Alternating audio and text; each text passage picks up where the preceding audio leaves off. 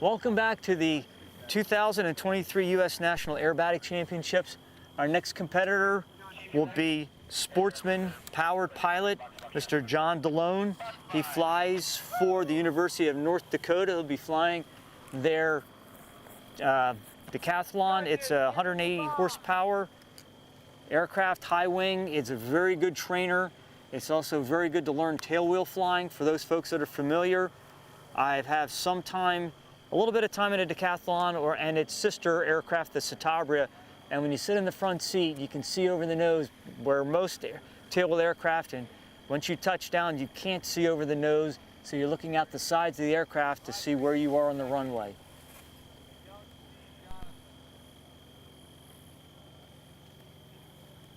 And while we're waiting for Mr. Delone to come into the box, our gold sponsors for the U.S. National Aerobatic Championships, Aircraft Spruce, the place to find everything and all things aviation, parts, avionics, aircraft parts, pilot supplies, you name it, they got it. And they have warehouses on the East Coast and the West Coast. Arizona Soaring, as I may have mentioned before, when Vivian flew in the Fox glider, Arizona Soaring is down in the Phoenix area. They provide soaring instruction. They also provide aerobatic instruction for sailplanes. And they also host the National Glider Aerobatic Championships, which have already been held for 2023 and are planned for March of 2024.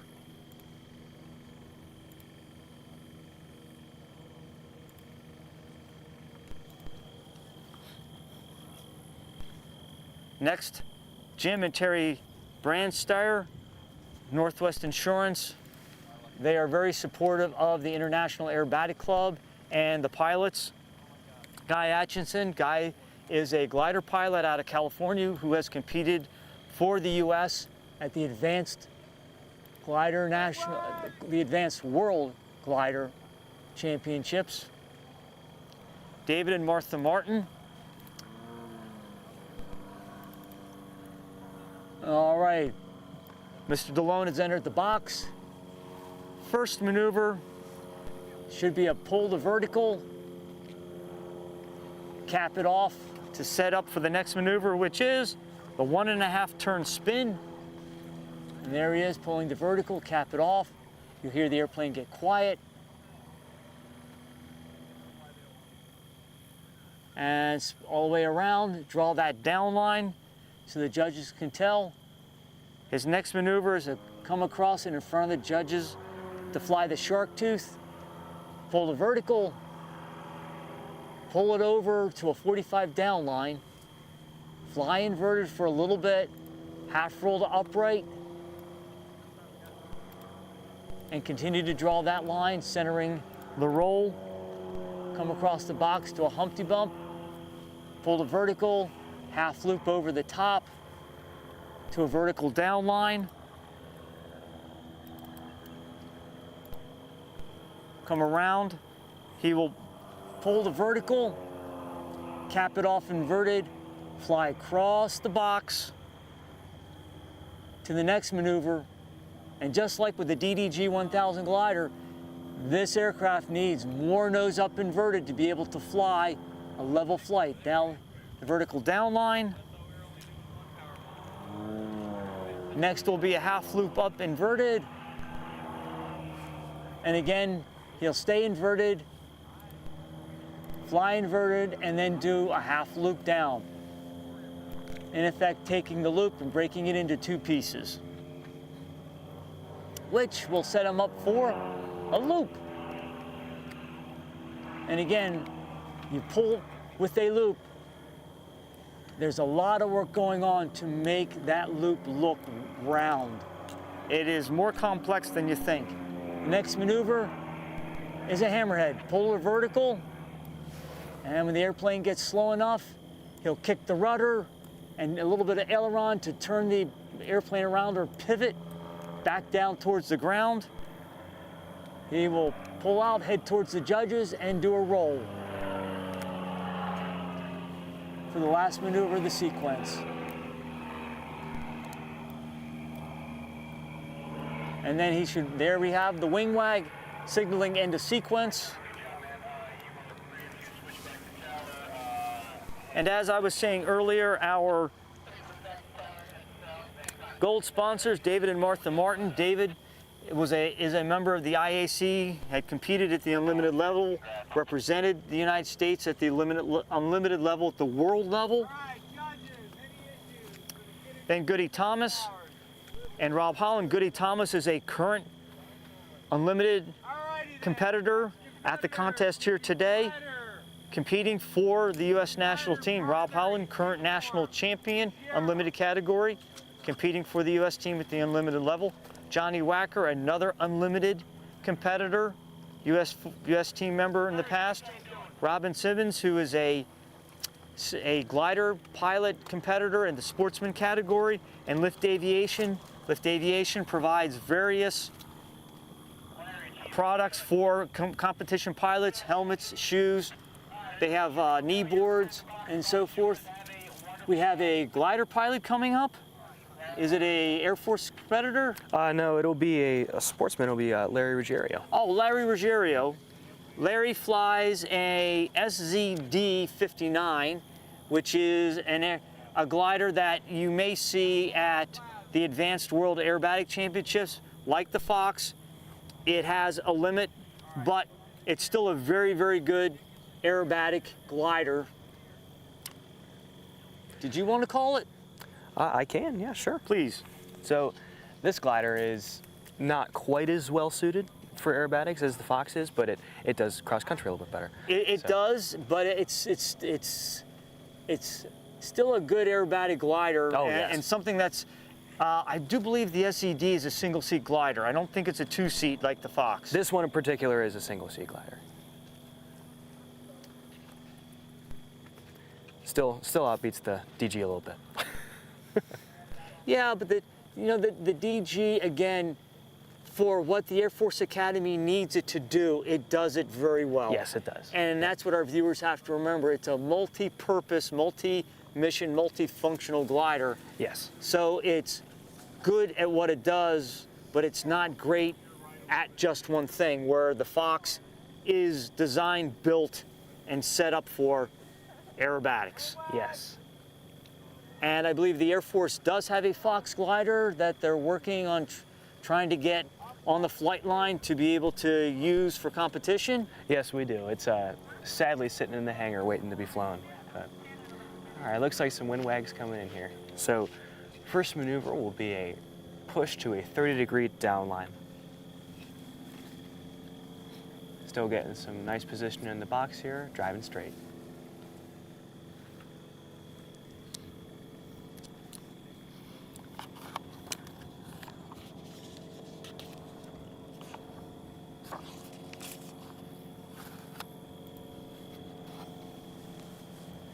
And here it goes.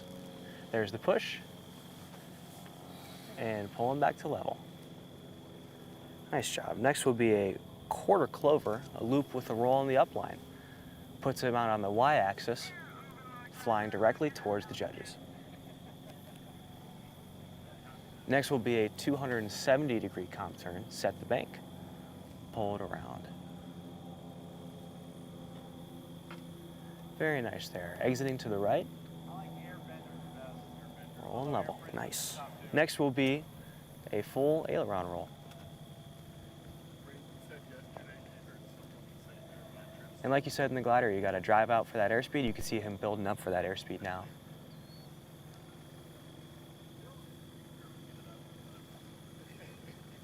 And there's that roll.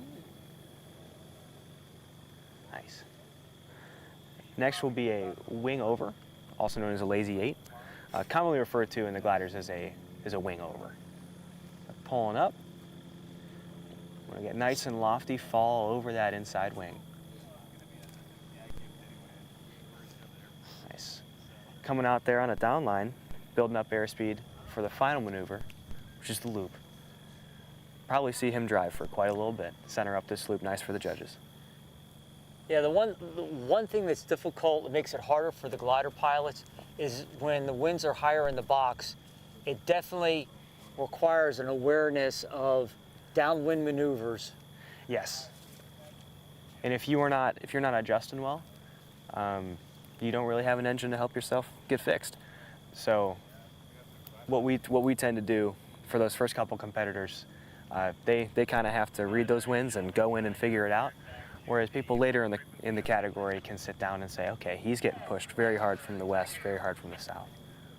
Could you please let our viewers know, we have tow pilots that that tow the gliders up, but it's up to the glider pilot to decide where and when to release off tow? Yes. So we have 2 tow planes out there today.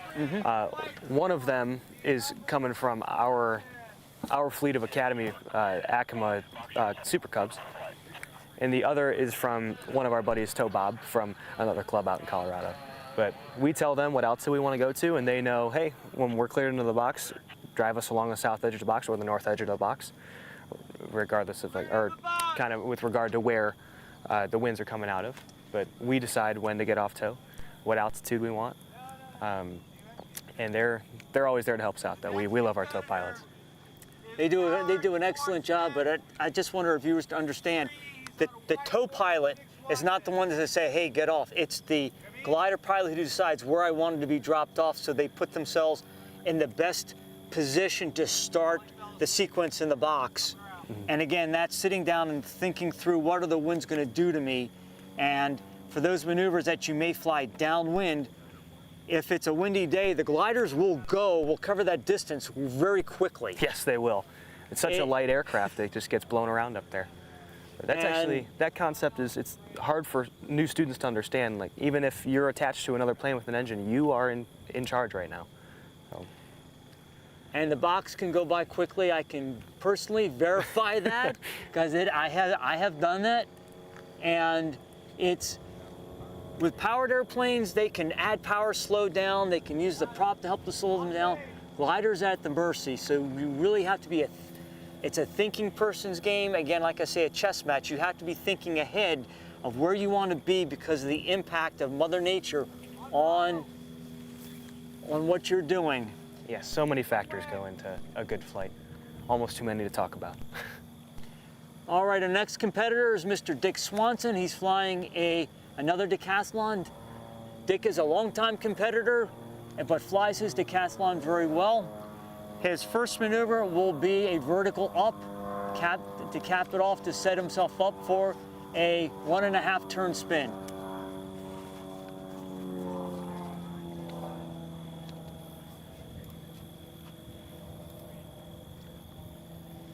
And as he's slowing the airplane down, starting his spin, a coordinated stall turn to spin the aircraft, draw that nice down line for the judges to see, come across the box.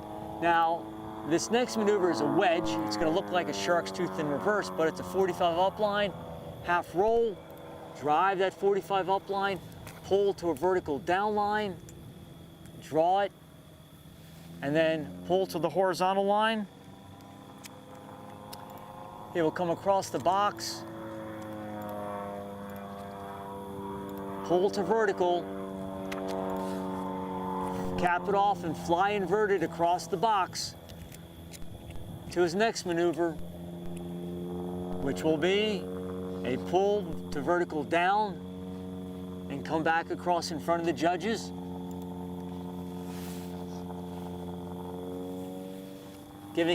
Allowing him to build up some airspeed and get lines for the next maneuver, which is a Humpty Bump. Pull to vertical, set that line, half loop over the top, draw the vertical down line, pull out, and this will be the shark's tooth where he will pull vertical and then pull to the 45. Oh, sorry, that's a hammerhead, got ahead of myself. He's flying the correct sequence. The hammerhead, where he pivoted. Now he's going to go to the shark's tooth. We're going to pull vertical.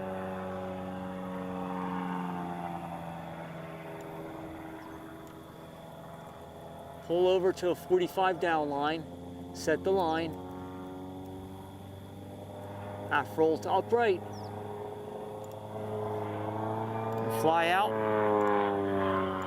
Gain some airspeed for the Immelman, half loop with a roll, half roll to upright at the top of that maneuver, and finish it off with a 270-degree competition turn. And he's setting the turn up that he will end up coming right back around at the judges so they can see that nice turn.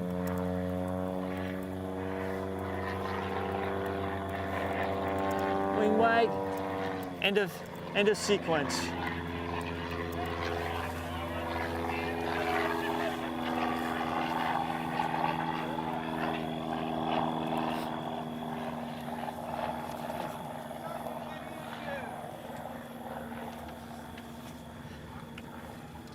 For many of our viewers, you may think, is Kansas flat? Yes, it is. Do they have great weather? Yes, they do. We have been very lucky so far this competition week that we've had blue skies, no rain, very few issues with clouds, and that being here at Salina, they have such a large airport that we have separate runways for the glider operation, the main runway being used by everybody else that's powered, and the judges line out here and the aerobatic box being marked.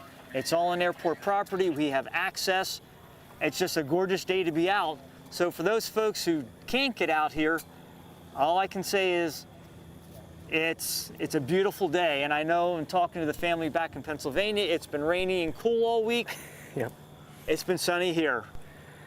Yes, it has. And coming from Ohio, I understand the constant rain and clouds. But Colorado is actually the same. Out at the academy, we have to learn how to fly in some pretty challenging weather.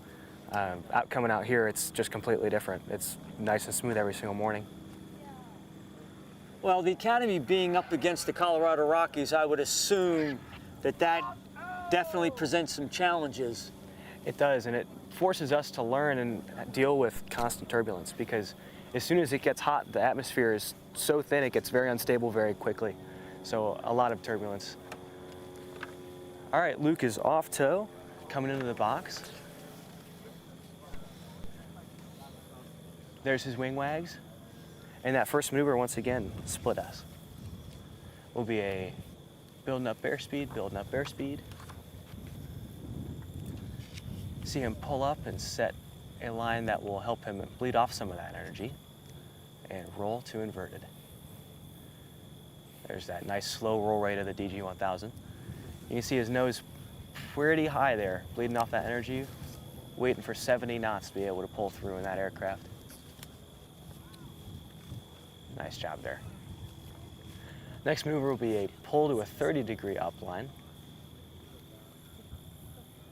And then cap it off to a pitch picture that keeps him slowing down for a 1.5 turn competition spin. There's half. 1.5. Nice job exiting on a down line, exiting left. Next is what we teach is the pull, Humpty.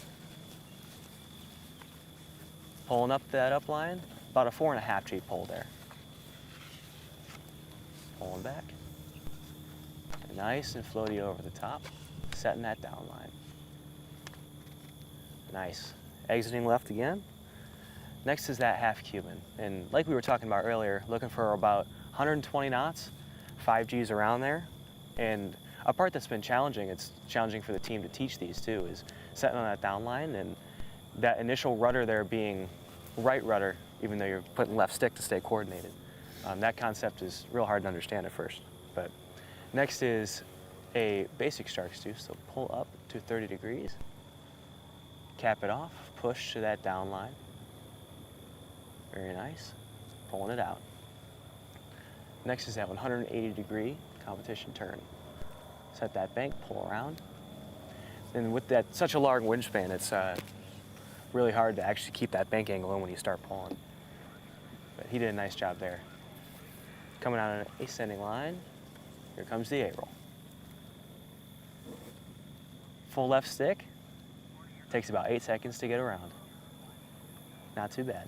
if you could, for our viewers, give them a perspective just how big the DDG 1001 is, because most people think, oh, I see an airplane, I see a Cessna flying in the sky. How much bigger is it? Yes, it's quite large. That wingspan is just below 60 feet. And a standard Cessna is maybe 30 feet? Yes. So you're talking double the wingspan, and the fuselage is 28, almost 30 feet long. So you're talking a very large aircraft. The control surfaces are different, are the same, but the size and the shape and what it can do. And so to get 60 foot of wingspan to rotate 360 degrees. Yes, it is. It's quite the challenge, and you have to be really disciplined on your rudders, more so than a powered plane. Every moment inside of those on an A roll is, okay, full left stick, now I got to push, now I got to put in the right rudder, now I got to put in the bottom rudder. And you know, our viewers who are non-pilots may think, oh yeah, I do a roll, I just throw the stick over to one side like I do on the simulator and no problem. Here, you're coordinating all the way through between stick and rudder pedals to make sure that it flies. It looks like a nice aileron roll, but what you see in the cockpit, what does it look like to you as a pilot when you actually do that aileron roll? Is it a circle on the horizon, or is it a circle above the horizon? So when we're first teaching those, it'll be a circle above the horizon, just for the pure safety of both pilots in the aircraft. But as they're getting more and more proficient, we'll bring that nose down to the horizon. It's still a circle around the horizon, but that it's never just purely on that one point, keeping it there. That's almost impossible. I don't know of any glider that can do that. Powered airplanes, you get to the advanced and unlimited level, where you're talking extras, MXs, and some of the, like a Pitts 111B, nose stays on the horizon, they just roll around that point, and it looks like a roll around the point. Yep. Gliders and decathlons and everybody else, no. And I believe our next pilot is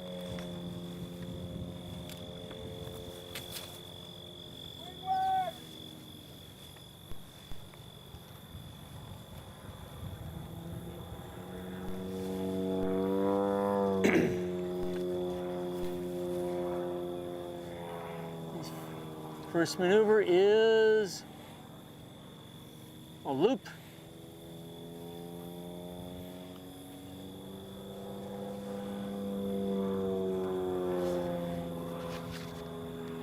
.45 up to the vertical, doing the hammerhead.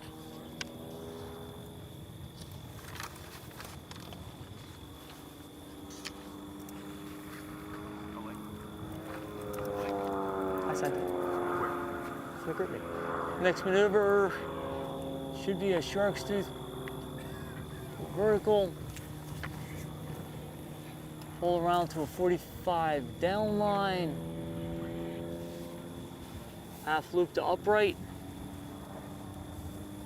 No, to a 4. Come out across the box. Should be an Immelman, which is a half loop with the roll at the top.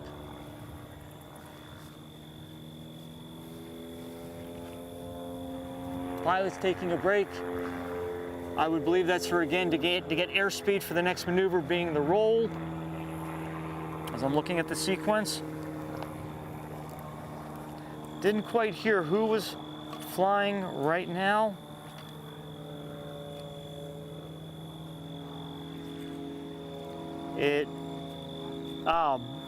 Our current pilot is Mr. Morgan Katnik, and he is with the Metro State University program out of Denver, Colorado, just up the road from the Air Force Academy. Yep. Al, did the Air Force Academy have an aerobatic competition this year? Yes, we did. We had the Ben Lowell aerobatic confrontation is what we called it.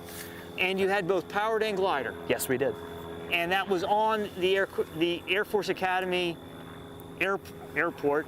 And how many runway? I've seen pictures, but describe for our viewers, it's a very busy place in terms of aviation activity. Yes, so on a typical day, it's one of the busiest, if not the busiest, VFR airfield in the Air Force, actually.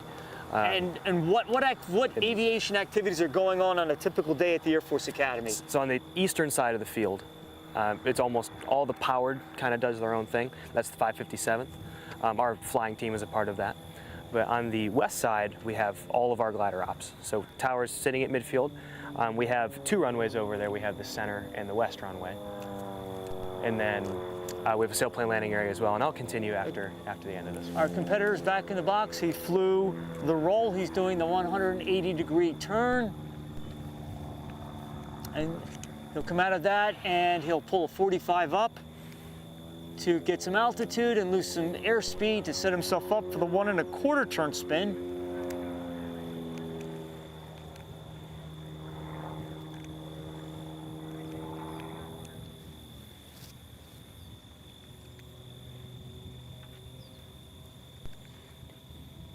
And he'll draw that down line on the y-axis. And he's going away from the judges, gaining the airspeed to do the Humpty Bump, which is a polar vertical, half loop over the top to a vertical down line. He will draw a quarter roll on that vertical down line to get him back oriented to the x-axis. And the last maneuver will be the half Cuban, which will be the 5/8 loop.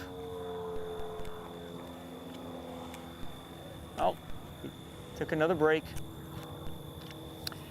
Getting back to the Air Force Academy, you have both paved and grass runways. Yes, so all of our runways are paved. It's actually turfed out now. Oh, it's, okay. 4 lanes. It's called the sailplane landing area. We call it the SPLA. But that's our primary means for when we're teaching the students. It's actually an uncontrolled surface. You still call for clearance like you normally would, but technically an uncontrolled surface where we can teach them how to land with a little bit more wingtip clearance. And the Ben Lowell competition was actually a big feat of planning from ISC judge and Second Lieutenant Jared Bachman sitting right in front of us. He was in charge. He was contest director for that competition, and he went through a lot of bureaucracy hoops to get fuel, hangar space, all the things that go into making these things run. So learned a lot watching from him, but that was a great experience for our new members of the team who got to have their first aerobatic competition, actually Nice. Flying in a familiar airspace. Nice, that helps a lot. And I just want to know, Jared graduated from the academy in... Yeah, so Jared graduated in 2022. Okay. He was a member of our aerobatic team, just like we are here now, and he'll be heading off to INJET, our Euro-NATO joint jet pilot training. Okay. In I think his PCS date is currently May. Okay. Or April, one of the two, of 2024. Okay, he's wing wagging back into the box for the final maneuver. 5/8 loop, the half Cuban, 5/8 loop, draw the 45-degree down line. And come out, finished. Now the wing wag. Showing the end of the sequence. At the academy, at that airfield, it looks like a huge airfield, do you have an aerobatic box permanently marked? Yes, so we have 2 aerobatic boxes that we use most of the time. There's one that's what we use for Ben Lowell that's sitting over the runways, but we also have one that's actually, it's put out in the golf course, like right next to our football stadium. That's one we primarily use for training. Okay. Yeah. Oh, and by the way, does the jump team or the jump program use the same? Yes, so on a normal day, we will be flying our pattern, and the drop zone is in the middle of our pattern. So you fly your downwind, and in between your downwind and the runway, jumps landing right in between you. So it's a very, very busy place, and the cadets learn real fast to keep their head on a swivel and their eyes wide open, looking for all kinds of activity going on. Yeah, it's probably one of the few places you have to look out for a jumper in your pattern. But it's great training and a great place to start to get cadets ready to fly in the Air Force and fly the advanced equipment that the Air Force currently has, whether it's jet fighters, whether it's C-130s, helicopters. Yes, it's incredible training, and the remarkable part about it is it's almost all cadets teaching other cadets. Sportsman, freeze on a white form and Forbes. Powered Sportsman, free white form. And it's a great way to learn leadership and working with other folks, because at some point when you graduate, you will be in that leadership position, and as folks go through and gain their experience in their specific field or aircraft, there's a very good chance that they can end up being instructor pilots. So it's a great way to learn at the academy. Yes. How to effectively teach other new students and pass on not only the discipline but the knowledge that you all gain from the experience you get at competitions and other events that you do at the academy.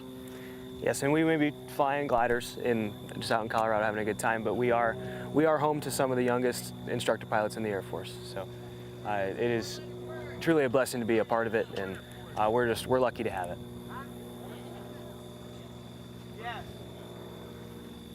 Our next competitor coming in will be Mr. Wayne Forbes. Wayne flies a Panzel 330. It's a high-performance monoplane. So for our folks viewing this event, he's going to sound probably a lot louder than most of the other airplanes, and definitely louder than a glider. So, but his airplane is capable of up to on the unlimited category. His first maneuver is going to be pull to a vertical, cap it off, allowing him to get altitude, lose the airspeed for the 1.5 turn spin.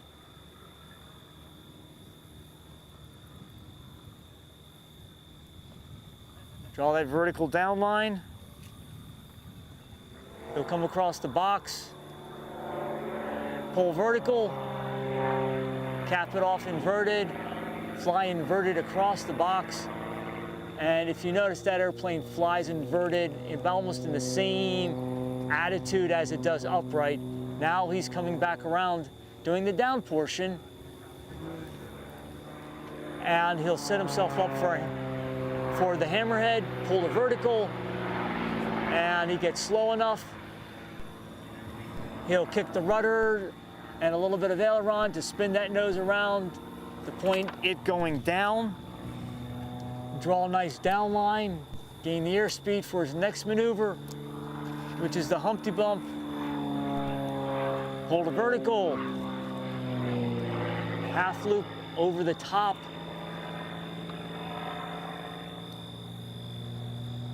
Draw the vertical down line. And he's going to do another hammerhead, but this time with a 45-degree entry, pull the vertical.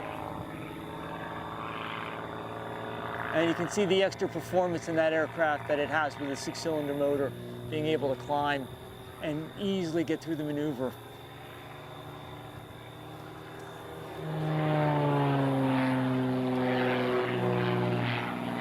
Wayne is taking a break. I have a suspicion the winds have been pushing him out of the box, so he wants to come back in and reposition himself in a good spot to be able to fly the maneuver where he wants it, because as we were briefed this morning, the winds are coming out of the southwest, and if you're flying from our left to the right, the wind is going to push the airplane towards the judges, and there are markers out there that you can't fly maneuvers right over the judges. So you have to stay in the box, and as we've talked about yesterday, I'm sure other commentators talked about, the aerobatic box, there are ground markers at each corner, at all sides, and a center box marker, white panels, to identify the box for the competitors. And it may seem a small box when you're in it, but it's actually a fairly big box, and it can be hard to find. I knew at the Glider Nationals earlier this year that the box at Estrella, I had a little trouble finding the box, even though I was in it, until I turned, and as I was turning, I looked down and oh, okay, there are the markers, and saw where I was. So it can be, if you're not familiar, it may take a little bit to get yourself oriented and make sure you know where you are in the box and what the wind is doing to you. Yeah, well, you're not alone. I tend to have trouble finding the box on all my flights, so. I know I will if I go in March. Well, Wayne just wagged back in, and he's coming across, and he should be doing the shark's tooth, pull a vertical, pull over to a 45, half roll, oh, to a 4, sorry, which ends up being a half roll to upright. He'll then come across, do an Immelman, which is a half loop. And at the top of that half loop, he's going to do a half roll to upright. And then he'll do a 90-degree turn.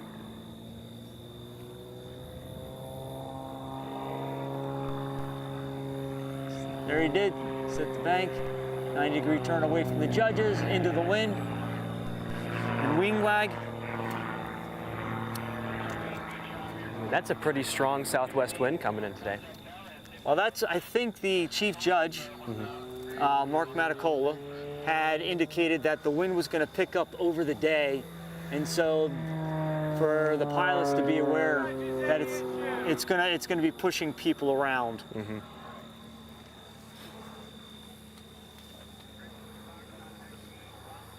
And while we're waiting for our next competitor to come into the box, I would like to mention our silver sponsors, Full Stop Aviation, Jason Stevens, who runs Arizona Soaring, Mike Goulian. Some of our viewers may know Mike or have heard of Mike Goulian. He flies air shows in an extra 330. He was also an unlimited competitor. Duncan Kerbel, who is the contest director for the Advanced World Aerobatic Championships, being held later this year in Jean, Nevada. Dagmar Kress, who heads up the Metro State University program and is also a former German team competitor. Patty Wagstaff, former national champion and famed airshow pilot, and she also has an upside training program down in St. Augustine, Florida. John Wilcombe, Bonehead Helmets, maker of composite helmets for pilots. Yuichi Takagi. Yuichi is Red Fox Air Shows, flies the Pitts S2S, and competes in the advanced category. Hooker Harness. It's an aerobatic harness that helps keep the pilots in the cockpit, and you can get it in different colors and some different arrangements, with mainly a five-point harness. And then Lou Shaw. Lou is a IAC member and competitor and supporter of the 2023 U.S. National Aerobatic Championships here in Salina, Kansas. And here comes another pilot in the Fox. I think this is Greg Barovich, if I'm saying that correctly. I believe you are. I think Greg is flying Sportsman? Yes, he is.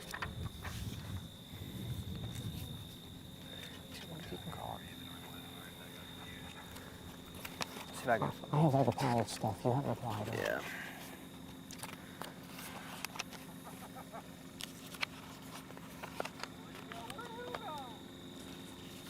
Here we go. Looks like we'll be flying the known again. You hear that nice whistle from the Fox. First maneuver is that 30-degree upline. And a cap. Next will be a 1.5 turn competition spin.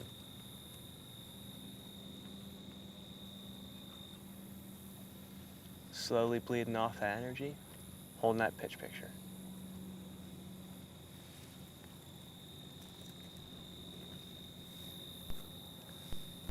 Real nice. Exiting out on that down line. Pull back to upright.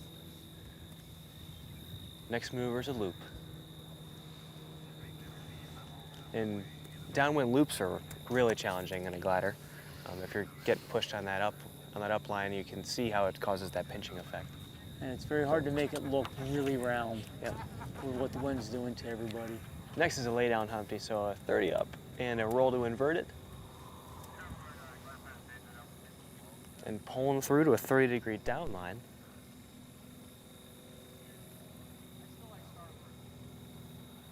And exiting left there. Next is a half Cuban. So he'll pull himself around. Set on a 30-degree down line. And then roll back to upright. Exiting right. Next will be a quarter clover to put him out on the y-axis. Looks like he's setting himself up to head away from us.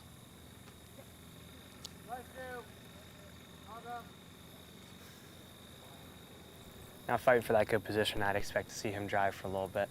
Yeah. There's the bank for that 90-degree competition turn, back onto the x-axis. Nice job.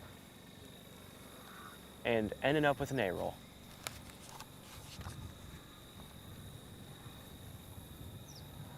Nice. And you can really see how that southwesterly wind is affecting those gliders. And you can also see, if you remember from the DDG 1000, how much time it took to do the roll versus the Fox. Yes, it rolls so much faster, and there's not as much nose movement versus the DDG 1000. But if you could help out our viewers, for example, when somebody does a 1.5 turn spin, you have the control set for the spin. How much into the spin, 1.5 turns, at what point do you just say, okay, I have to start putting the inputs in to stop the spin from happening and draw the down line? Is it after 1.25, 1.33, not 1.33, or is it at like after one turn for 1.5? It takes a half a turn of control inputs to get it set to stop out on heading and draw that down line. Yeah, so in our DG1000, actually, the way that we load ballast into our plane, it goes into the tail, like the vertical stabilizer on the back. So if you have two heavy people in the front, you need to put more weight in the tail, and you create this strange dumbbell effect that makes you fly way more unstable. So if you're entering a spin and you're stalling, you have that incipient phase where the nose comes back up, and you're so much more unstable because of that dumbbell. The nose tends to come up and stay down, or come up and stay down again. So you actually, on that, if you're going for a 1.5 turn spin, on that 1 turn mark, you're kind of already breaking the stall with forward stick to stop the nose from coming back up. Oh, wow. And if you don't play it well, it's extremely easy to over-rotate. Okay. Because for the Fox glider, if I remember correctly, the 1.5 turn spin, it's somewhere just after between 1 and 1.25, I would start putting the inputs in. And I only did it twice, once in practice and once in the competition, where it actually stopped. So it's not all of a sudden you put the inputs in and it stops right there. You have to lead in and think where I want to put in the inputs to get the glider or even an airplane to stop on heading with the correct amount of rotation, because judges will deduct points for over-rotating, under-rotating, not drawing a vertical down line. So there are a lot of ways to get points deducted. So you want that aircraft to stop on heading and draw the down line, for example, in the spin that you want. So you learn to, at a certain point, put the inputs in. And it's not just stick, it's stick and rudder, all coordinated in the right order to make it work. Yep. And that DG1000 flies, so it's just inherently built to fly stable. So if you're slowing down and you try to force that spin in too fast, you'll actually only stall one wing. And you can get yourself into a nose-low attitude, but you're not really spinning. So as soon as you put in those inputs, it comes out immediately, and you're a lot faster than you mean to be. Being inherently stable is good, but not for aerobatics, because we're flying unstable maneuvers. Yes. We want to be able to loop, roll, spin. And the other aspect, as I talked about yesterday, learning aerobatics is not only great for the skills, but it's also great for the confidence that you can do more with an airplane, with whichever you're working in, that if you get into a situation like, oh, okay, this has happened, I accidentally get into a spin, you already are confident, not worried that, yeah, I can get in, I can get out very easily. Yes. And having that confidence and being comfortable with that, especially for the Air Force cadets, for the ones that are going to go fly fighters, where you're going to be pulling lots of G's and doing aircraft maneuvering, being comfortable that way now sets you up for greater success in the future. Yes, it's one of the first things we teach. We call it unusual attitude recoveries. Nice. And you put yourself in an unusual attitude. Wing wag!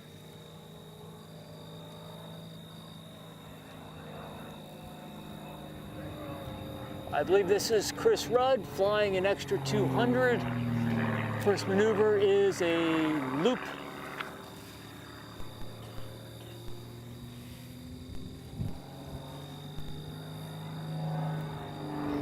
Followed by a 45 up, pull to a vertical, hammerhead, which basically he's going to hit the rudder to spin the nose around, a little bit of aileron to keep the wings level, draw a vertical down line,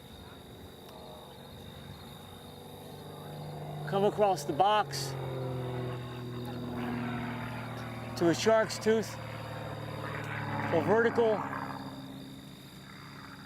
come back around to a 45, and on the down line he does 2 of 4, that's 2 quarter rolls to equal a half roll.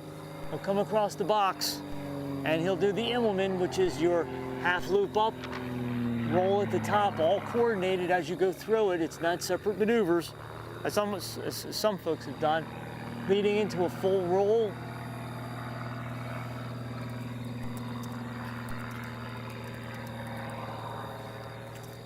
Doing next maneuver is a 180-degree competition turn. He's got the bank in.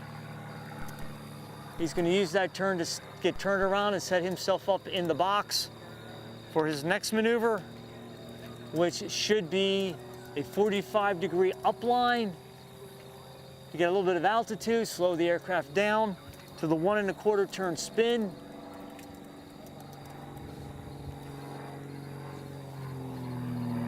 There's the 45 upline, capped it off, and you can hear that popping sound. He's come off the power, getting the airplane slow. And there's your spin.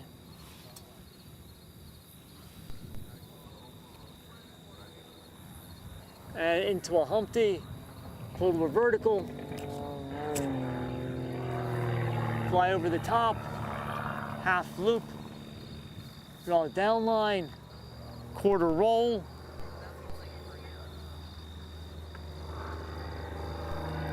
and his final maneuver will be a half Cuban, which is a 5/8 loop with a half roll in the 45-degree down line. And there's the wing wag. Just for some of our viewers, if you think that a half Cuban and a shark's tooth, what is the difference? One is a looping maneuver to a 45. The other one is pull to vertical, and you're going to draw a straight line and then come over the top to the 45.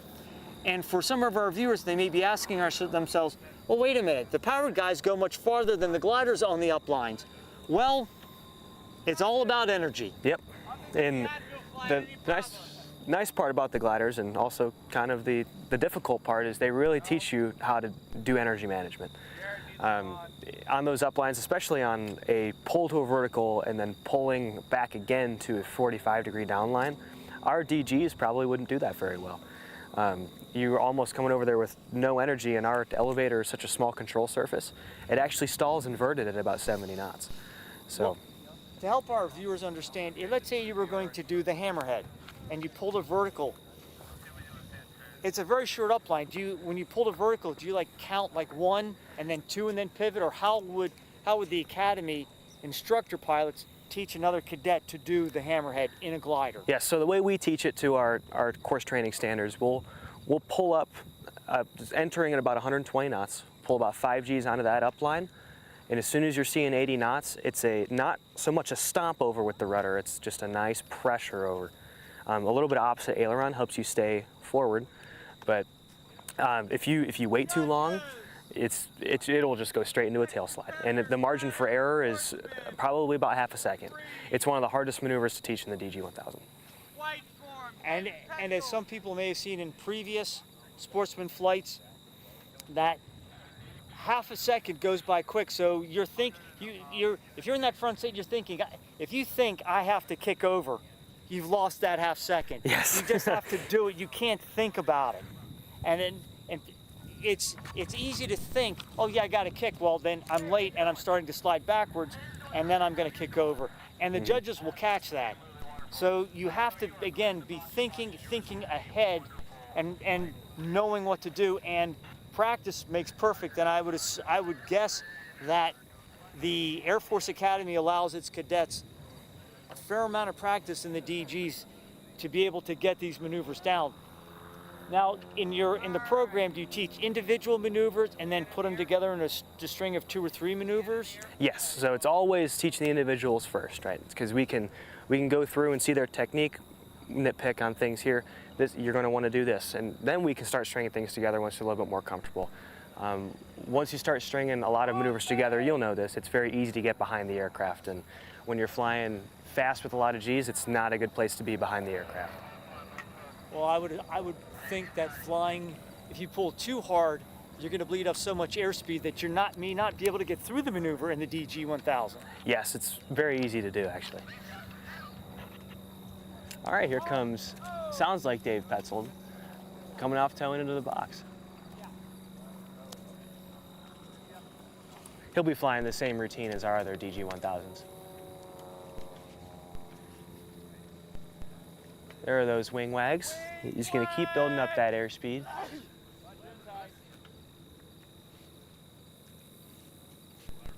Pull to an upline, it'll help him slow down. And here comes that half roll to inverted. Nice job there from Davey, pushing, keeping that line. Looking for about 70 knots.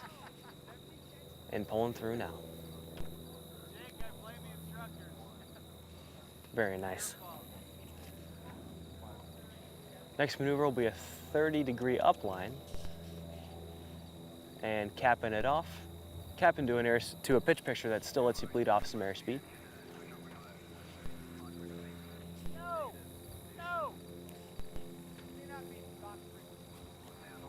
And a 1.5 turn spin to follow. There's the full. Putting those inputs in, nice job. Exiting on that down line, pull back to level, and next is that Humpty Bump. Looking for about 115 knots. 4.5 G pull on that upline. You can see those wings flex, they're so long. Pulling over, set that down line. Nice. Nice from Dave. Pulling back to level. And that next figure is that half Cuban. Tricky one in the DG. Nice pull around, setting that nose, and rolling. Nice job there. Exiting right, we have a shark's tooth next. Pulled a 30-degree upline. You can see him unload on those wings. It's funny. Pushing out of that down line, nice. And pulling out. Next is a 180-degree competition turn. Bring him back left. Keeping that bank, keeping that airspeed. Stopping the pull. Coming back to level. And finish now with that A-roll. You can see him pitch up there, put himself on a pitch picture that'll help him bleed off a little bit of energy. Oh, and he's fighting to get that thing around. Nice. Nice job. Those A-rolls are really tricky in that aircraft. When you do the pulling up maneuvers, the vertical maneuvers, in whether it's a 30-degree line or a loop, do you have the glider, the pilots look off on the wingtip and use the wingtip on the horizon as a reference point, or are they still just looking straight over like in a loop, and then you come over the top, you're looking for the horizon to see if how the wings are compared to the horizon? What does the Air Force Academy teach? Yeah, so on things like a 30-degree upline, we're teaching to look out at the wings, right? And we have tape on some of the canopies that lets you see that 30-degree upline from inside the canopy. Me personally, I don't use those very much. I like to see the angle between the wing and the horizon. Same thing on a hump, like a Humpty Bump. Pulling up on that upline, you'll be checking out at your wing to see that you're straight perpendicular with the horizon. On something like a half Cuban though, those pull around maneuvers, I teach to keep my eyes out front. Okay. Looking for that 20-degree down line, coming back this way. And like we talked about earlier, the way that the DG-1000 is designed, those wings are dihedral, you have to have your nose up to fly inverted, sustained inverted. So that 20-degree down line sometimes can be hard to find. One of the differences between powered and glider, for example, when I was taught to fly a spin loop and a roll in a pits, when I start to, for example, the loop, I'm looking at the G meter, speed and G meter, quick pull up to 4, and then I'm looking off the wingtip to see if I'm drawing the loop And as I come towards over the top, my head goes back and I look at the horizon to see if the wings are level, and then as you're coming back around, seeing how the wing, looking out of the wingtip, seeing how it comes around, and then just as you're coming around at the fourth part of it, looking straight ahead, picking up your reference to see if you're lined up, and then hit the altitude that you want. And our viewers may not realize, but there is, again, for just a simple maneuver, what they may think is a simple old loop, there are a lot of cues and a lot of pieces of information that the pilot has to process at that moment and make adjustments to make the maneuver fly well and look well, and it happens fast. Yes, and there's a difference between flying some of these maneuvers just by your own, getting them to work versus making them look good. You can make them work pretty easily, but making them look good in competition and scoring well is a whole different animal. It is, and I think it's harder for gliders than it is for powered aircraft, because the fact that more of the competitors now have higher performance airplanes, it's easier to do the maneuvers, and they have the power to be able to fix some of those things, where gliders, no. And if you make a mistake, for example, you fall out of a maneuver in a glider, you can't just thermal up. I don't know if the Academy you might be able to. Sometimes you can. It's all weather dependent though. But typically, no, you're pretty much done. You're going to go in and land because you just can't get back up to altitude and get turned around and get set up. I mean, you got about 45 minutes until you get another rep on that maneuver. So you really have to be disciplined with all of your own self-criticisms, what your instructor's telling you. And even then, the instructors are a year of experience teaching no experience. So. But a typical glider flight is 5, maybe 10 minutes, and that's it. Yes. For powered, you can climb all you want. First maneuver for Tien is going to be the loop.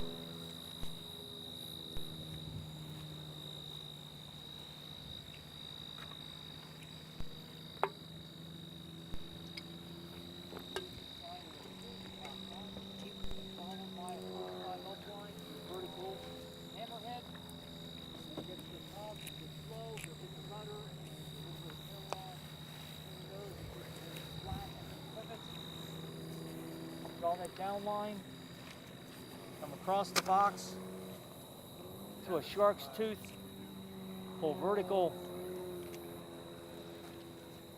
hit that 45 down line, and he will do 2 quarter rolls, or 2 of 4 points equal a half roll, and come out. Next will be the Immelman, which is going to be your half loop with the roll across the top. And we'll have to see if he decides to take a break before he does the full roll, which is the next maneuver.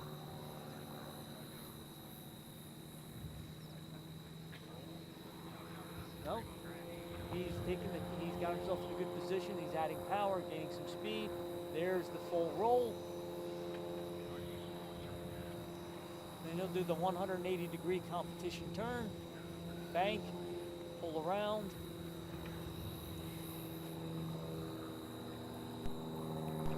Stop the turn.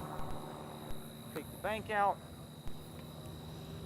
45-degree upline. Setting himself up with altitude and low airspeed to do the 1 1/4 turn spin.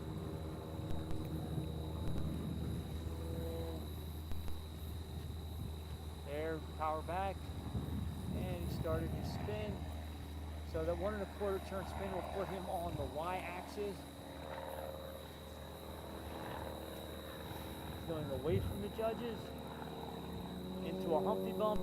Pull the vertical. Pull over the top in a half loop. And when you do that maneuver, where you start that half loop maneuver, you've got to finish at the same altitude. He did his quarter roll on the down line.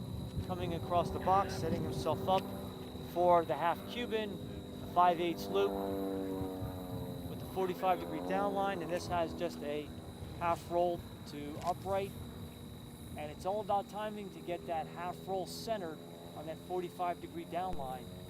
So for those viewers, because they're going slow over the top, most pilots will count 1, 2, roll, and as they go on that 45-degree down line and you're gaining airspeed, when you finish that roll, you're still accelerating. They'll probably count for 1.5, and then pull out to try to center, because that's a criteria in being graded on that figure.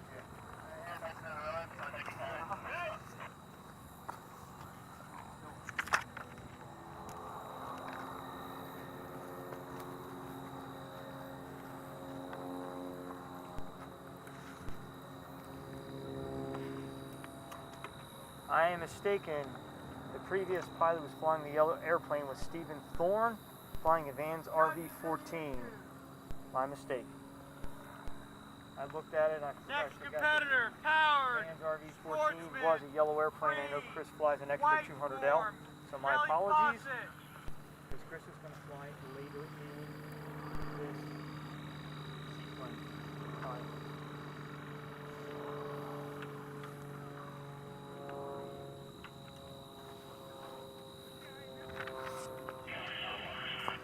The next pilot is Kelly Faet, and Kelly flies a Statiker, which is an experimentally built airplane.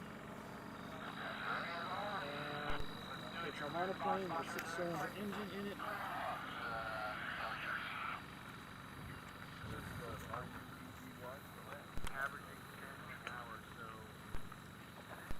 The 300 horsepower Statiker is easily an advanced level machine, but Kelly's hasn't been competing too long, and it's being smart and starting out in Sportsman and going to work his way up as he can.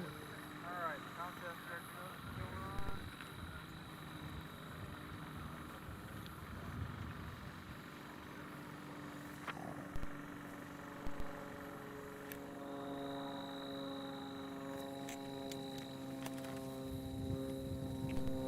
And we're waiting for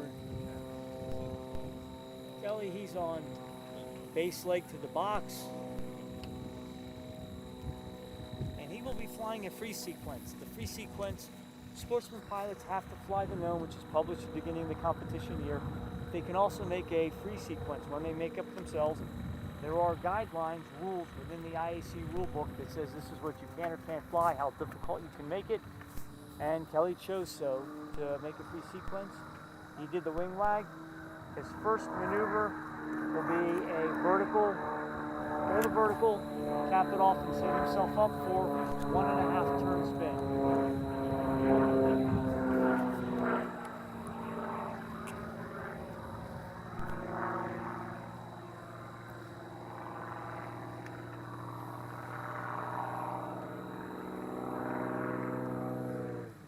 There's the power off, doing the 1.5 turn spin. Draw the vertical down line, come across the box to a half loop off, flying across the box when he gets done with the maneuver, inverted, and you can see that with that symmetrical airfoil, upright and inverted flight looks the same. He's going to then do an inverted, a half loop down and back around, across the box, to 180 competition turn.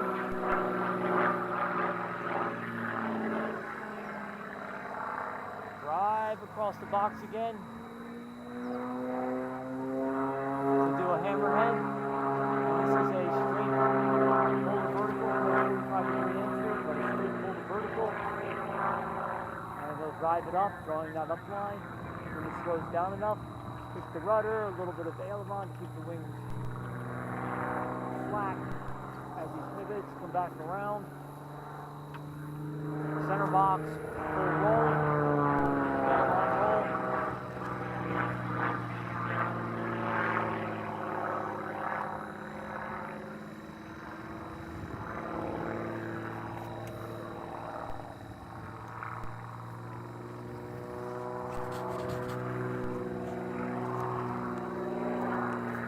I think Kelly is taking a break.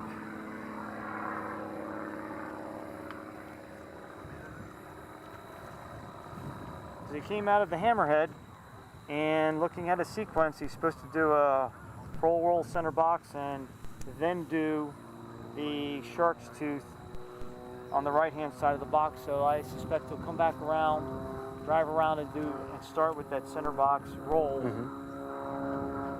Because you can start with the maneuver that you forgot to fly into the next maneuver and not be penalized for that. Because again, we have newer pilots and helping them get reacquainted with their sequence that they're flying. Yes, we've seen a couple now take a break, and it's a really nice strategic choice actually in the Sportsman category. And the break for Sportsman pilots is only 5 points. Yes. So it doesn't hurt them at all to take a break and get resituated and get the brain refocused and come back in the right airspeed, getting yourself set up to fly the right maneuvers, and he's coming back in. As you can hear and see him.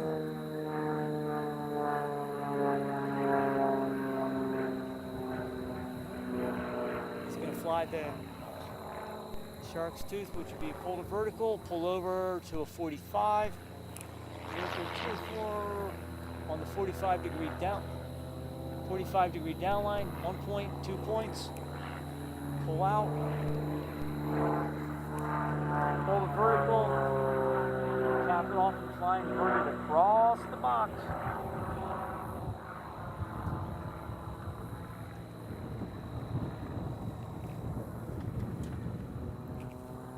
And then he's going to go from inverted to down line.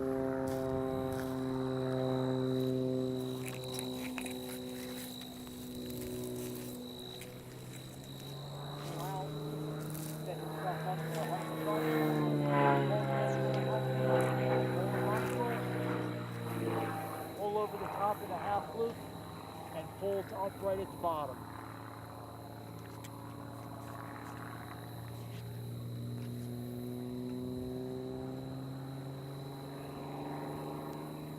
And he'll finish the sequence and 68 plus degree bank set, 270 degrees of turn, back out on the y-axis, the y-exit, sequence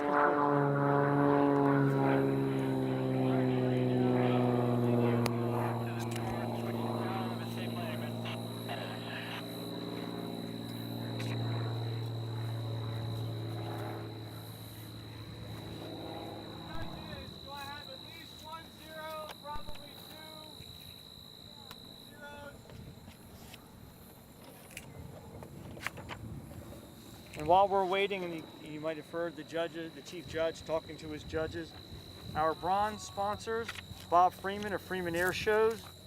Bob is a member of the IC. He was headed up the committee that was looking for a new place to conduct the U.S. National Championship. Trey Gifford, who's an unlimited competitor, Gordon and Lori Penner, who are very active, Pat Costello Insurance, Aerobatic Gliders, Jeff Garibaldi, CMP Aviation, Hector and Lori Ramirez. Hector is a competitor and also the unlimited chief judge, Aviation and Gear, Carol Granger, Forever Creations, and Bill Hill. And Warren Sillard, the Sillard Aviation, is another one of our silver sponsors. Warren handles aviation maintenance and modifications on multiple aerobatic aircraft. Very well known for his work on extras. Several competitors have gone to Warren Sillars to have a very nice avionics package put in to the extra. People think that flying aerobatics is the most challenging part, but sometimes flying to and from the contest can be challenging because you're flying cross country, you may be having some weather challenges, and some people come from a distance. Not everybody is a 6-hour drive away like the Air Force Academy. There are other folks that are coming from Georgia, Florida, North Carolina, South Carolina, folks coming from Southern California, the state of Washington. Salina was chosen because of its geographic center for the country, so that nobody has to fly a lot farther than somebody else. Left of the contrails. But still, people have to fly and drive home. For those flying home, weather can be a challenge sometimes. So if you can put in a nice avionics package that'll help you with some GPS, moving maps, all the better, all the safer for our pilots. You know, something we don't talk about a lot about the DG-1000 is the actually surprising stealth capability of the plane. It's really hard to see until it's kind of right on top of you. It's hard. It makes no sound. That's the other thing. Of all the gliders, it makes the least amount of sound. It's white. It's super quiet. Well, but all the gliders are typically painted white because there's some form of fiberglass or composite, and you don't want them to heat up. So they're painted white, which is good for that, but bad for finding them when they're 3,000 feet in the air. So coming in now is Joe Shedar. Already got the wing wags. First maneuver here will be that split S. There's that roll. Nice. And sometimes when we're rolling these things around, it looks like we stop. It's actually just the sun hitting that super long wingspan. But And judges have to take that into account and recognize what is stopped and what is not stopped with those gliders. yep. Next up is that 30-degree upline. Capping it off. Next we'll see him do a 1.5 turn competition spin, slowing that plane down,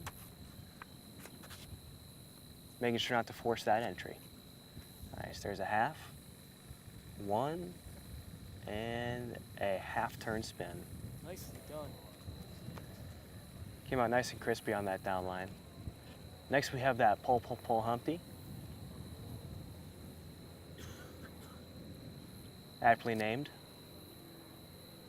We got a pull to that upline, pull to that downline, and then a third pull back to upright. Next is that half Cuban, making sure he's driving into that wind to get nice and far south. And you can see the wind push him on that looping figure. Setting and rolling. Nice and coordinated on that roll. Next will be a pull to a 30-degree upline. Find a shark's tooth. Pushing down. Setting that down line. Pulling back out. Next is a 180-degree competition turn. Setting that bank. Keeping that bank throughout the turn. Rolling it out. Finishing off with that A-roll again.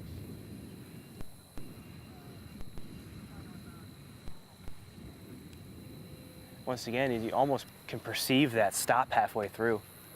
But nicely flown, Yeah. still. Really nice job there by Joe. Help our viewers better understand when you're between maneuvers in the GDG 1000, you're not flying straight and level. Oh no, all of those straight lines in the Soresti figure, those are really pitch pictures that help you build airspeed for the next maneuver. Do you have a mark on the canopy or some reference on the canopy that when you come out of a maneuver that you want to have have the nose in a certain position so you know you're not straight and level, you're driving down 5 degrees, 7 degrees, so you're trading a little bit of altitude to get airspeed for the next maneuver? No, we don't actually. You don't? We teach all of that with time. We do not have anything out in front of you that actually tells you, hey, this is what my pitch picture is going to be. You have to learn that yourself just practicing. It's about a 10-degree down line to keep building in between those maneuvers, 10 to 15 degrees down. Obviously not as steep as a 30-degree down line, but still, for some of our viewers, again, the gliders have the glider pilots, because we don't have an engine on it, the nose has got to come down, but you have to keep that downward attitude has to stay the same until you do the next maneuver. That's your line between figures, whether it's 5 or 10 degrees. If you deviate from that, then you'll get a downgrade. yes, and if you come out of one of those maneuvers and you pull a little bit too far and you realize, oh no, I have to push my nose down again to start building up that airspeed, that is a deduction like you just said. So it's a lot of practice to get really proficient at setting those lines in between maneuvers, carrying energy in between. And our viewers may think it's just as simple as fly the maneuvers, no problem. You know, you do a loop, you pull the stick around, it flies around, you do a roll, you just stick over to the side.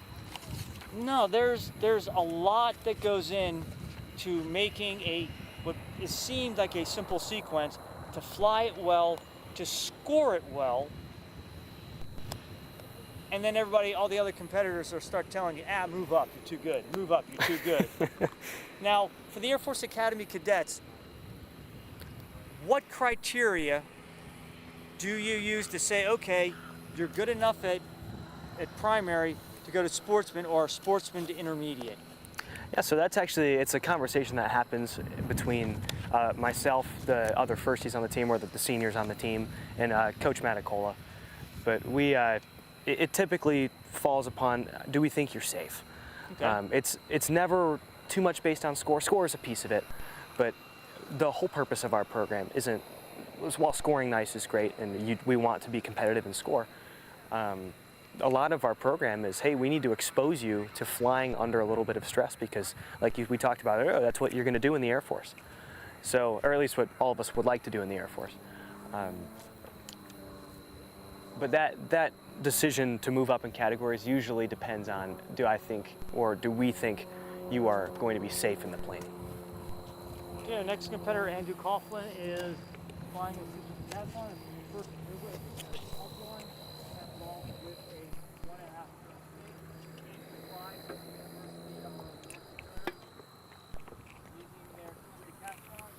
Mike Wentz, the best competitor, runs that program for them. As he comes across the box, he's going to be setting up for a shark's tooth, pull the vertical, come across the top, draw a 45, do a half roll, come out, drive across the box, get the airspeed for the pull, Humpty, pull the vertical, pull around the top with the half loop,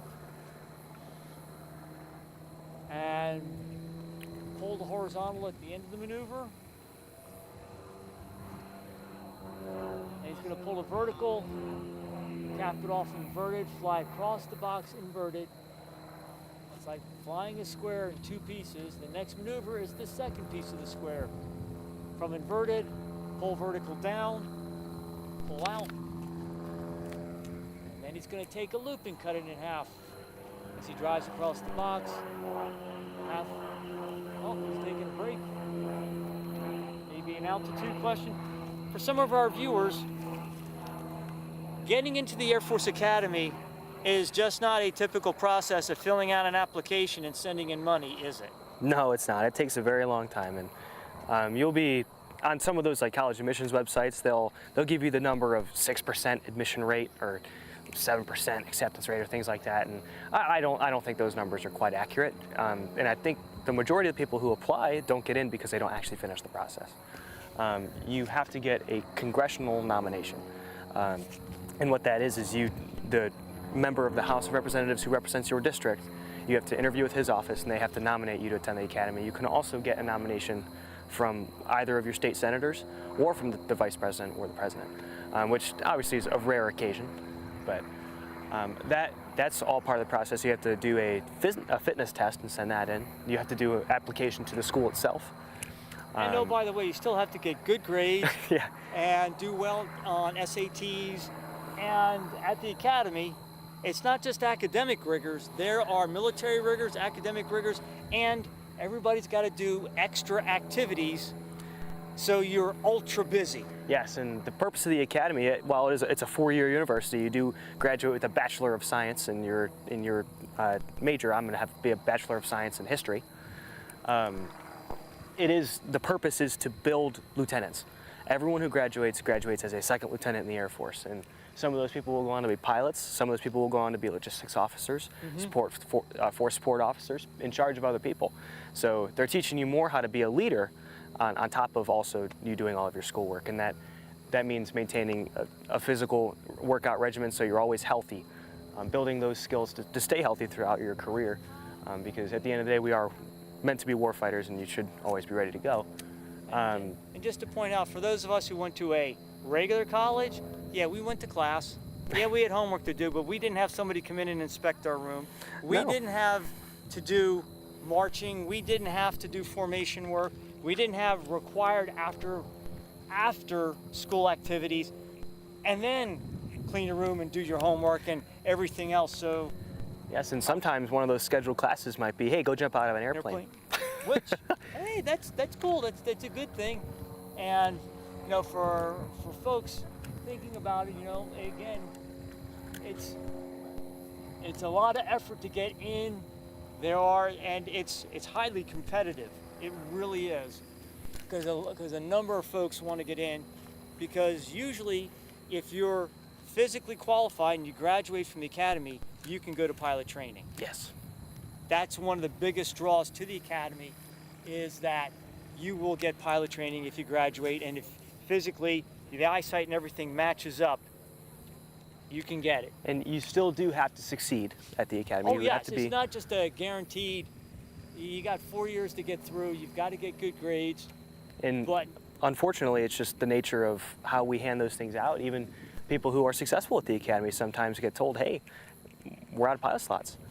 So the purpose of the academy historically was to generate pilots back in the day, but it's also now, especially in our modern time, it is to generate lieutenants for the entire force. future And leaders. now the Space Force as well.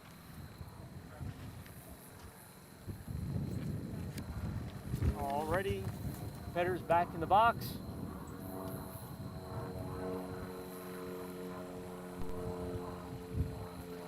Gonna fly the half loop. Coming across the loop. Flying loaded. Flying a half loop down.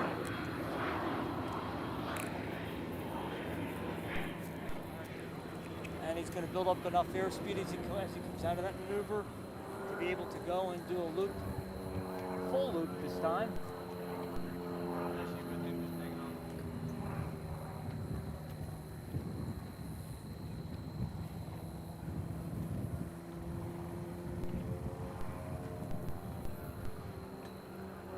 Followed by a hammerhead. Pull the vertical. The airplane slows down enough. He'll kick the rudder to pivot the nose around, and a little bit of the aileron to keep the wings vertically in the proper position. Draw the down line and come out and do a full roll. And I think as we saw when he was doing the bottom half of that loop, you could see the airplane move a bit. Looked like the winds were kicking in and pushing yeah. around and making the pilot work. And you can really tell the tailwind he has right now. Oh yeah. He is cooking. And we're starting to feel a little bit more of the breeze on the ground, as it was forecasted to pick up a bit, and it is out of the south, which would be from our viewers left to the right. Mm-hmm. I'm really hoping that it holds off for tomorrow. I do enjoy that 4-minute free flight. Well, I think the concern tomorrow may be if it's gusting straight through the box. I think the unlimited pilots can handle it, but when you start getting cross box and pushing us toward the runway and the deadline, that becomes a little problematic, especially not so much flying, but then when you try to land the airplanes, you're landing in a direct crosswind, and airplanes have a maximum crosswind. Each airplane has a different maximum, but still there's a maximum for being able to safely put the aircraft on the ground. Yeah, and with the crosswind runway closed for the glider ops out there, not if there's really no closed. glider ops on Friday, they might be able to do that. I don't see why not. On 45 to 5. Yep. Yeah.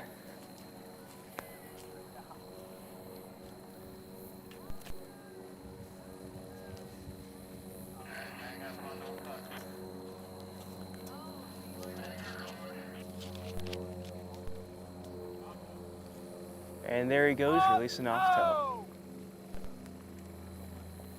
Probably hear the chief judge yelling off toe. Letting all the judges know. Heads up, competitor. Heading towards the box. All right, there's Jack's wing wags. Jack had a little trouble with this first split S yesterday. Let's hope he can improve this one. Nice job. flying inverted now, and you can really see that nose coming up. Looking for 70 knots. Nice job. Next will be a pull to a 30-degree upline. Nice job. Capping it off.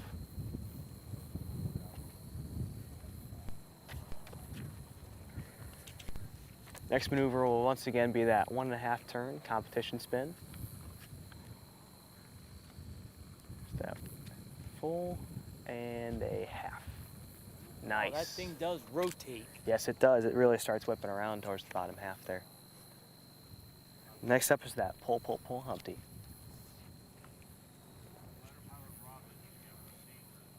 Here comes the pull. Seeing those wings bend. Pulling around. Nice. You can really see the wind pushing them over the top Yeah, of but that he's one. drawing some very nice vertical lines in that. Yes, he is. Those were very nice looking lines. Next up will be that half Cuban. I thought you said 120 knots for the half Cuban. Yep, about 120 knots, 4.5 to 5 Gs coming around. Got to keep those Gs on throughout the pull. Make sure you have enough energy over the top. Have enough air flowing over those wings for that roll. Nice. Next is that basic shark's tooth. Pulling up to a 30-degree line. Pushing over to a vertical down line. Pulling back out to level. Got a 180-degree turn. Setting that bank, bringing it around. Nice job. And finally, that aileron roll. Full left stick. He's working. Oh yeah. Get that thing around. Almost there. There you go.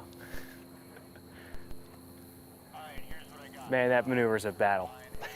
You could tell he was Yeah. working. I'm sure that control stick was going from one end to the other as he's trying to prevent that nose from dropping Yep. too much. Yep. He did a very nice job with that. His vertical lines look great on that one. His vertical, the Humpty looked very nice. Yes. He hit the line. You could see he still had, when he came over the top, his energy didn't look like he lost a whole lot of energy coming over the top. He hit that line and held it at least a second and then came out. Yeah, he did a very nice job making sure he drew an upline, but also keeping himself enough energy to pull himself over the top. That was a really solid flight from Jack. And something that we can actually talk about is a design of the DG-1000. It's designed with dihedral. And for people who are listening, I'll try to explain this, but anhedral, the wings are going to bend downwards. Dihedral, the wings are going to bend upwards, away from the body of the plane. And what that means for us is the wingtips are going to stall first. So if you're going upside down for that original split S maneuver, and we're rolling with full left stick, we're pushing, and we're using the opposite rudder now to keep our nose up, it's very easy to get yourself in that, uh-oh, now I'm cross-controlling while I'm upside down. You can negative snap. And that's exactly what happened yesterday on a split S, right? You're coming up here, you're rolling, and now I'm cross-controlling, and you just keep rolling when you don't mean to. It's actually very easy to do in the DG-1000. How about if they're doing an Immelman where you're coming up over the top and you're up top inverted and you want to roll upright? Yeah. Is it easy to get it into an inverted spin or snap it? It's very easy to snap it. Actually, the easiest maneuver to snap on is an inside roller. Especially that back half, you have the push and the opposite rudder. Oh. That's where we see most people snap on accident. But actually for us, the snap rate and our roll rate, the roll rate's so slow, the snap rate looks like a normal roll for most planes. So it tends to work out a little bit all right for us. But Now, just to let some of our folks know that modern airliners, you'll notice their wings will flex. They have a dihedral Yes. just like the gliders. And in some of the high-performance gliders, the wings really flex a lot. yes. Most aircraft that have a rigid wing, there is a little bit of dihedral put in again to get the right stall characteristics. So the wings may not flex the same, but it's designed in because you want to get certain characteristics for the airplane or the glider to do when flying. I don't think I don't think the Fox glider wings flex No, all they're that much. They're rigid. Very anhedral as well. They're also, the airfoil is way more symmetrical than the DG1000. So it's the DG, it's built to fly stable. So when you're doing things like an Immelman, where that's 120 pulling 5 all the way around, setting just nose low, you got to wait a second before you have enough airspeed to fly here. It's most of the time on a lot of those high G or high roll maneuvers where you're rolling slow, you're just trying to get the plane to do something that it doesn't really want to do. But having a very stable glider for the other missions you need it to fly are necessary. Yes. Now, for the DG that you fly, do you have wing extensions that you put on for the other missions, like going cross country or the other competition team? We do actually, yes. So right now with its current configuration, that DG1000 that you're seeing fly today has about a 39-to-1 glide ratio. That DG1000 club usually has a retractable gear. That brings it to about 42-to-1, but because our gears are fixed, it's about a 39-to-1. As soon as you put those wingtips on, you're going up to about 44 to 45-to-1 glide ratio. And explain to our viewers, when we're talking glide ratio or L over D, what does that translate in simple language? So for simple language, if I'm flying straight at my L over D speed, and I have a 45-to-1 glide ratio, I'm going 45 feet laterally before I'm going 1 foot down. So it's an extremely efficient flyer.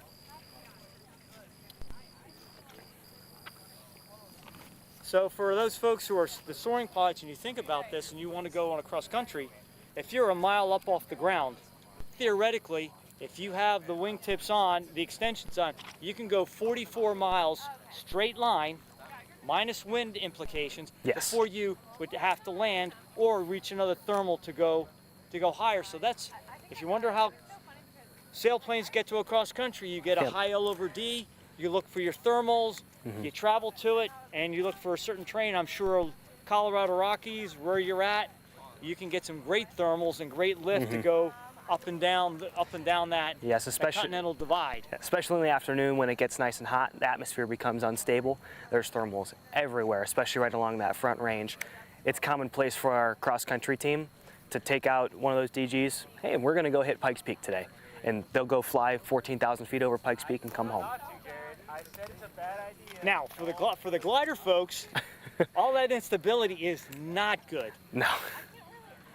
Are there limits to which you're not allowed to fly the DGs in aerobatics within the academy? Is it certain winds? If there's certain how unstable the air is? Yes. So if we're PIREPing anything greater than light to occasional moderate turbulence, we're not going to fly aerobatics.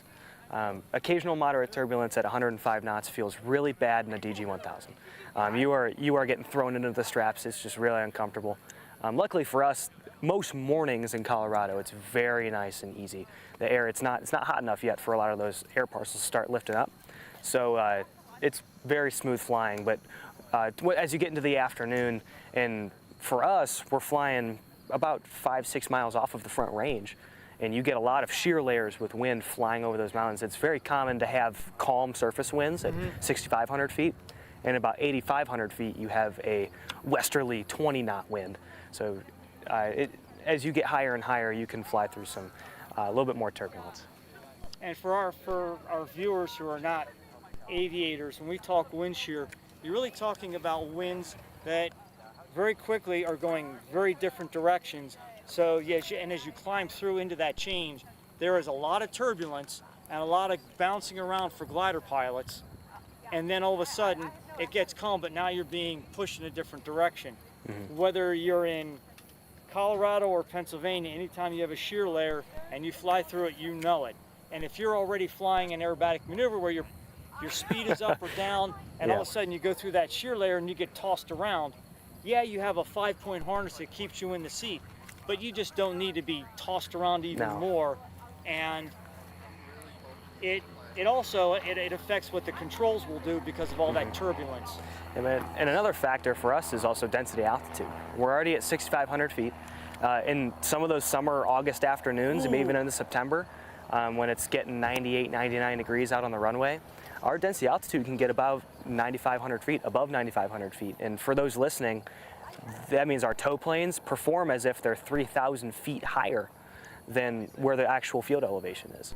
So for your glider operations, what's going to limit it would be the tow plane performance, not necessarily the glider performance. Yes. And for folks, you may not be able to see it on camera. Here at the National Championships, there are 2 tow planes, and there's a 200-foot rope attaching the tow plane to the glider. Both have release mechanisms, and I believe both have brakes in them. That is a rope that is of a lower strength, so if there's a problem, what they call a weak link at either end, so that it would break, so you don't, if there's a problem, you can release, or it breaks too much maneuvering, too much movement. And besides flying the aerobatics, the gliders now have to also, the pilots have to pay attention to staying behind the tow, taking off, staying behind the tow pilot, and following the tow pilot around, not getting slack rope, because then when you undo the slack, there's a jerk on the rope and it may break a weak link. Now you've got a problem. Yep, and especially when you're sitting up in those holds for 20 minutes, it's essentially flying in formation. So it can be challenging. That's usually the challenging piece for new student pilots to learn, is that aero tow. Or boxing the tow is another interesting one, where you get to the air, tow, yeah. where you learn as a glider pilot. There's an area behind the tow plane where there is turbulence in a box shape. So you're either going to fly below it or fly above it, and stay out of it, because when you go through it, you know it. Oh yes. And that's one of the guaranteed requirements to show an examiner that you can box the tow with a glider, flying a box and using your references to make sure that you can safely handle that glider while under tow. Because if you're not careful as a glider pilot, you get too high behind the glider, you'll lift the tail of that glider up, the tow plane up, where he will lose control, rudder authority, or too low, he'll hold the nose up. Yep. And next thing you know, the tow pilot will hit the release to try to gain control back of the tow plane. So as much as glider flying is a lot of fun, it's a lot of work. Plus, you have to put your gliders together. Yes, we do. And they're not light. We put them together and take them apart every single day. And they're trailered. They are. That drive over here from Colorado, it's shorter than some of the people's transit over here. But I still wouldn't want to tow a glider, even from Sea Springs to Salina on I-70. No, it's a challenge sometimes. Well, our next competitor is a glider pilot, Simmons. He's flying the Fox glider, and he'll be flying, I believe, the known. I believe so. The known sequence should be a blue form. Yep. Let's see if we have it back here. I have it in my hand, in my right hand right now. Awesome.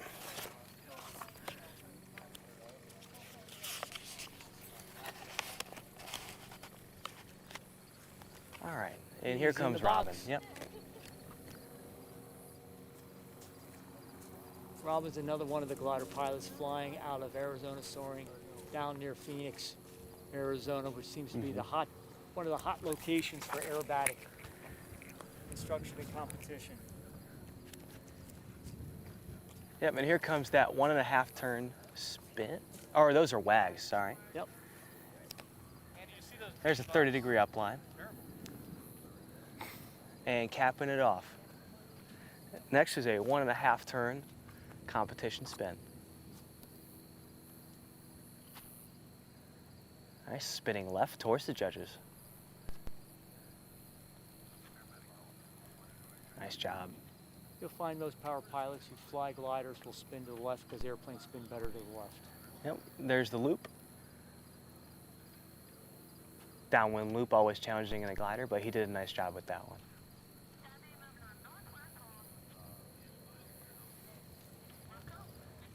Next will be the laydown Humpty, a 30 up and roll. Drawing out that line and pulling through to a 30-degree down line. Really nice lines from him on that one. Hold back to level. Next is that half Cuban.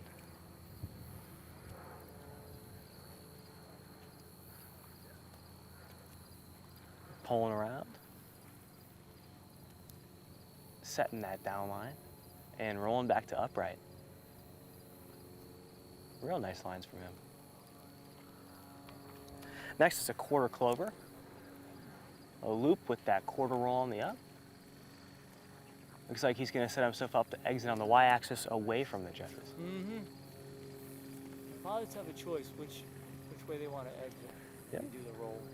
Where that x-axis is directional, the y-axis is not. Yeah. 90-degree turn, back to the left. Finally, that A-roll. Yep, not a whole lot of pitch change there from the Fox. You can see the difference in capability there between the Fox and the DG-1000. Real nice routine from Robin there. Yeah, and if he had done the 90-degree turn to the wrong direction and didn't come back, going from the Y to the X-axis, it can be directional, as in this case, because he wants to do the roll going from the judge's right to the left, back in the box. So we say that the Y-axis for X, the X-axis to the Y, is usually not directional. Sometimes it depends on how you want to come off the Y-axis and fly, or if you're how a maneuver is drawn. Yep, and you know what? They do give you a choice, but there is a wrong and there is a right choice most of the time, depending on where the wind's pushing you in the box. If you want that presentation score to be nice, you don't want to be flying directly over the judges. Now at the academy and flying the DDG 1000s, do you have a preference, or do you teach the students to spin both left and right? So we get in the bad habit, we actually talked about this yesterday, but we get in the bad habit of teaching maneuvers in one direction. Everyone likes to hammer with the foot to the right, everyone likes to spin right. Everyone likes to, when they're rolling, everyone rolls left. Everyone likes to do rollers with the stick to the left, just because it's what's more comfortable. Well, if you're right-handed, it's comfortable to shove the stick over. Yes. Versus pulling the stick across away from you. The strength is going across your body, which, and yeah, I'm guilty of the same. Yep, guilty as charged. I was trying to practice before coming out here, getting proficient, hammering to the left, hammering to the left. I did about 5 in a row, and I could not get them to go out the way I wanted them to. And as soon as I kicked back to the right, it was right on it. So now, who knows? You see, in a Pitts S2B, hammering to the left is the way to go because of the prop rotation. Yes. So that's what I'm comfortable with. If I were to do it to the right, you might as well send me back to grade school, because it would be starting from scratch. Yep.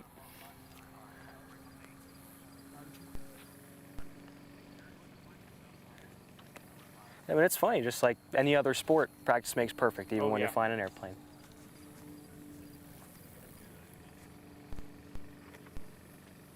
Now, when you're practicing at the academy, do you get critiquers from the ground on the radio talking to you, or?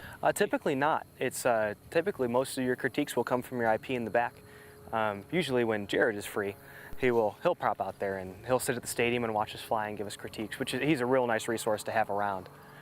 But he's also got his Air Force job, so yeah, but is he attached to the training squadron? Yes, he is. He's still attached, and he will be until April. Nice. So, April or May, one of the two.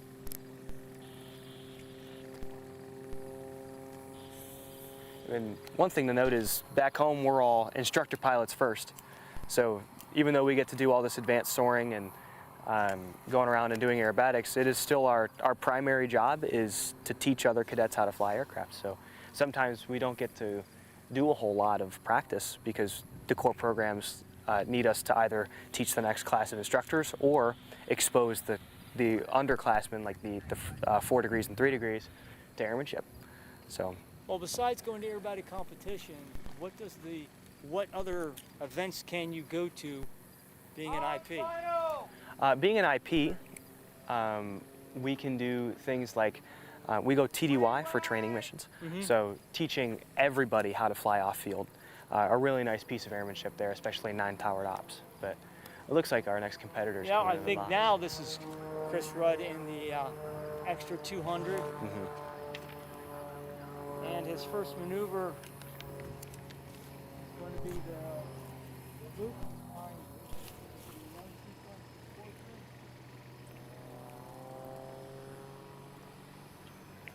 And that'll be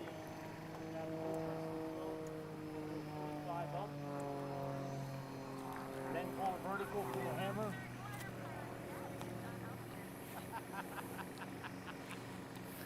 And see that the wind is definitely pushing him when he did that pivot. Vertical down line. Out across the box. Pull to the vertical. Shark's tooth, setting that up. Pull over to a 45 down line. And again, he'll do a 2 of 4, so it's 2 points to do a complete half roll to upright. They will come out, drive through the box to do the implement, which is your half loop with a roll, half roll at the top to go from inverted to upright. One coordinated maneuver, and then he'll do the roll. Oh, he's going to take a break before the roll to get repositioned with airspeed, because again, that's a tough combination of doing an implement, doing the roll, coming out, and then trying to build speed to go ahead and do the aileron roll. And we've had multiple competitors take a break at this point. Yep. And it's the known sequence, which is something that was published earlier. That is a pretty tricky transition there to put in the known sequence, but It's an interesting spot to put a roll. And especially when you're doing that downwind, the concern could be that you could be driving down through the box and trying to build up the speed and then do the aileron roll, and depending upon how quickly you roll, then you've got to do a 180 competition turn. You could be outside the box very quickly. So it's prudent to go ahead and take a break. It's only a 5-point deduction out of a sequence that has 10 maneuvers, probably about 200K, 1,000 some points, 1,500, 1,800 points total, 5-point deduction. that's not too bad. Is not a super hit, but it's a wise move to get yourself, if you're not ready for it, take the break and get yourself to a point, get back to where you want to be. Yep.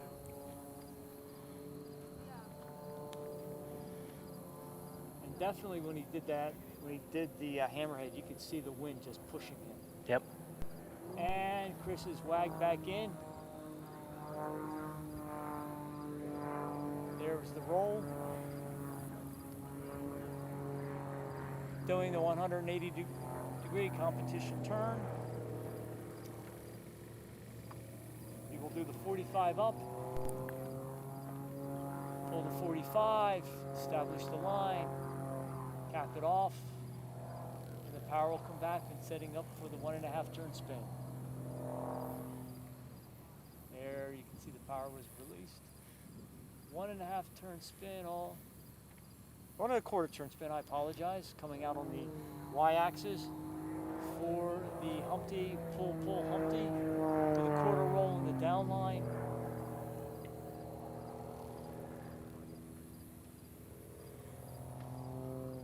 There's the quarter roll to get him back on the x-axis as he pulls out, going back towards the judges to finish off with the half Cuban.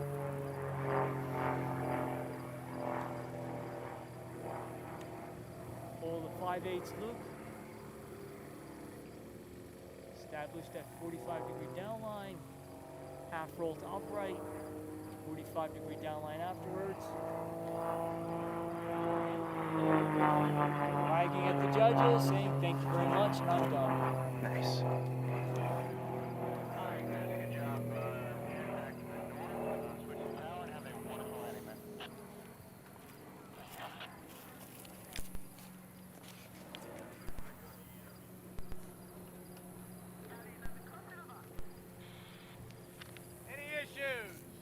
Looks like we're gonna have our last DG 1000 coming in here. Appreciate you having me up here to talk. No, it's great to have your knowledge and experience on the DG 1000s. Our viewers can benefit from that and understanding what it can or can't do, how it's flown, what are the challenges, and the fact that what the Air Force Academy has to offer to folks in various programs, and how you are building officers of the future and pilots of the future at the Academy. Yep. So it's a great benefit, and for those parents that have loved ones at the academy, this is some of the fun they get to do besides all the other hard work that goes into putting up with the academy. Yep. This makes it worth it. Oh, 100%. This is some of my favorite stuff that I get to do, and awfully lucky to be out here. And I want to note this is one of the female cadets. Yep, at this the will be academy. Gabby Cast coming into the box.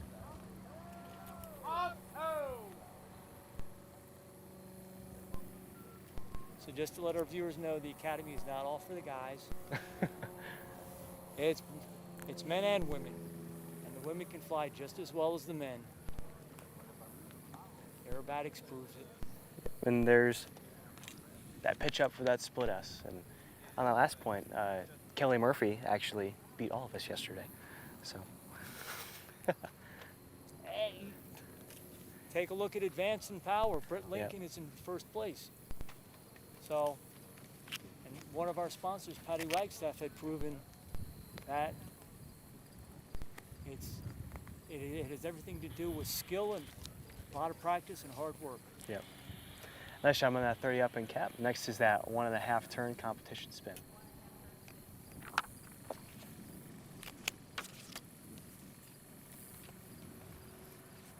That thing doesn't want to slow down. No, you can see that tailwind really pushing them. There we go. There it is. Half, 1.5. Nice. Nice. And really getting pushed now. Pulling out, exiting left. Next will be that pull Humpty. You can see her driving for that position back in the middle of the box. There's the pull up. Set. Bringing it over. Set.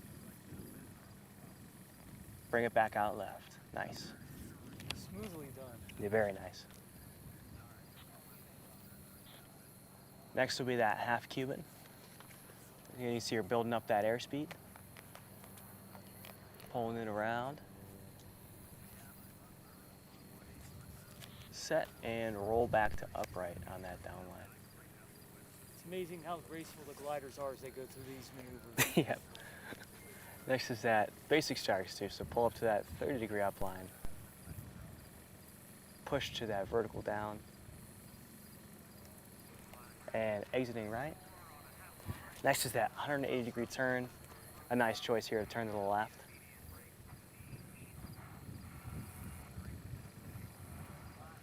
Nice. Finishing up with that A roll.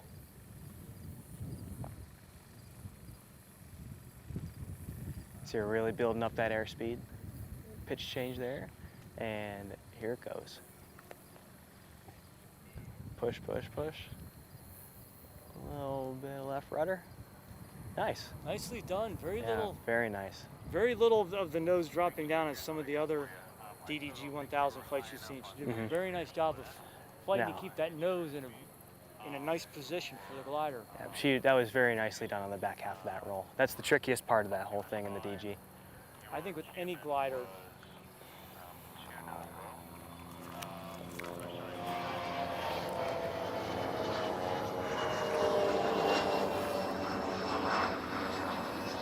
United Express flight taking off behind us. Here comes Toe Scotty saying hello. he must have lifted off and came around. He wants to go up.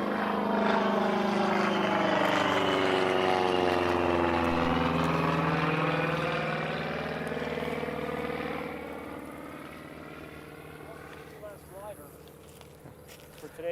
for today's sequence, and we have two more power pilots. He may have been. Did they drop the tow rope off before they come in and land? Yes, he's probably going over there to get gas. He'll come back over and eat lunch with us, but does a low approach, drops the rope, and then comes back over here. So thanks again for having me. No, I appreciate it. It's great to have you here with us, helping out. Get a very unique perspective that many of our viewers won't get. I certainly can't provide, and the insights on the DDG 1000, because we have 5, 6 Be six 2, competitors 3, in that. 4, 5, 6. 6 pilots being represented from the Air Force Academy, and it's great to have one of the instructor pilots come in and talk us through it and give our viewers a really good insight on what it takes to fly the glider and make it look good. And it looks easy from the ground. You don't Yeah. realize how much that poor pilot is working No, it is quite the challenge up there. in that so. front seat. From the point you lift off until the point you land. Yeah, so many factors go into that, and even then, you're still flying a plane, and every time you just go on any kind of flight, there's a lot of factors that go into making sure you're safe and staying disciplined. So the aerobatics just adds a whole other element. And the one other thing that people might not realize, with gliders, you get one shot to land it. No go-arounds since 1943. So that can be probably the most nerve-wracking part of the whole flight, is making sure you get yourself lined up and set up properly Yep. for final. Now here at Salina we have some nice runways and we got some room, but at a busy place like the Academy where you got everything going on all at once, it almost sounds like it's the New York City thruway, or trying to go through downtown Atlanta at rush hour on the highway with a lot going on. Yeah, well, it's great airmanship training. You're constantly got your head on a swivel.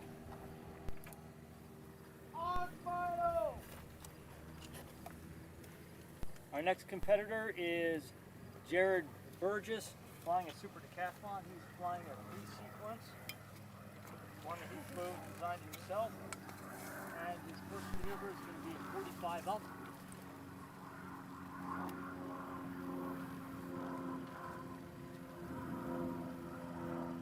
There we go. Pull to 45, establish the line, cap it off. Power's going to come back to slow it down with a 1.5 turn spin.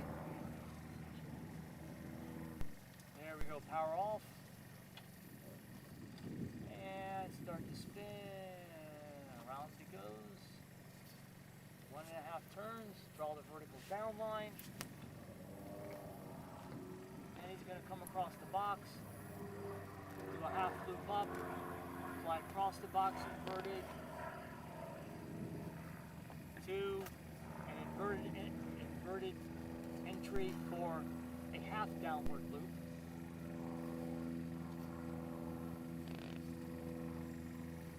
There we go. And he's going to build up enough speed to follow with a center box aileron roll, full aileron roll.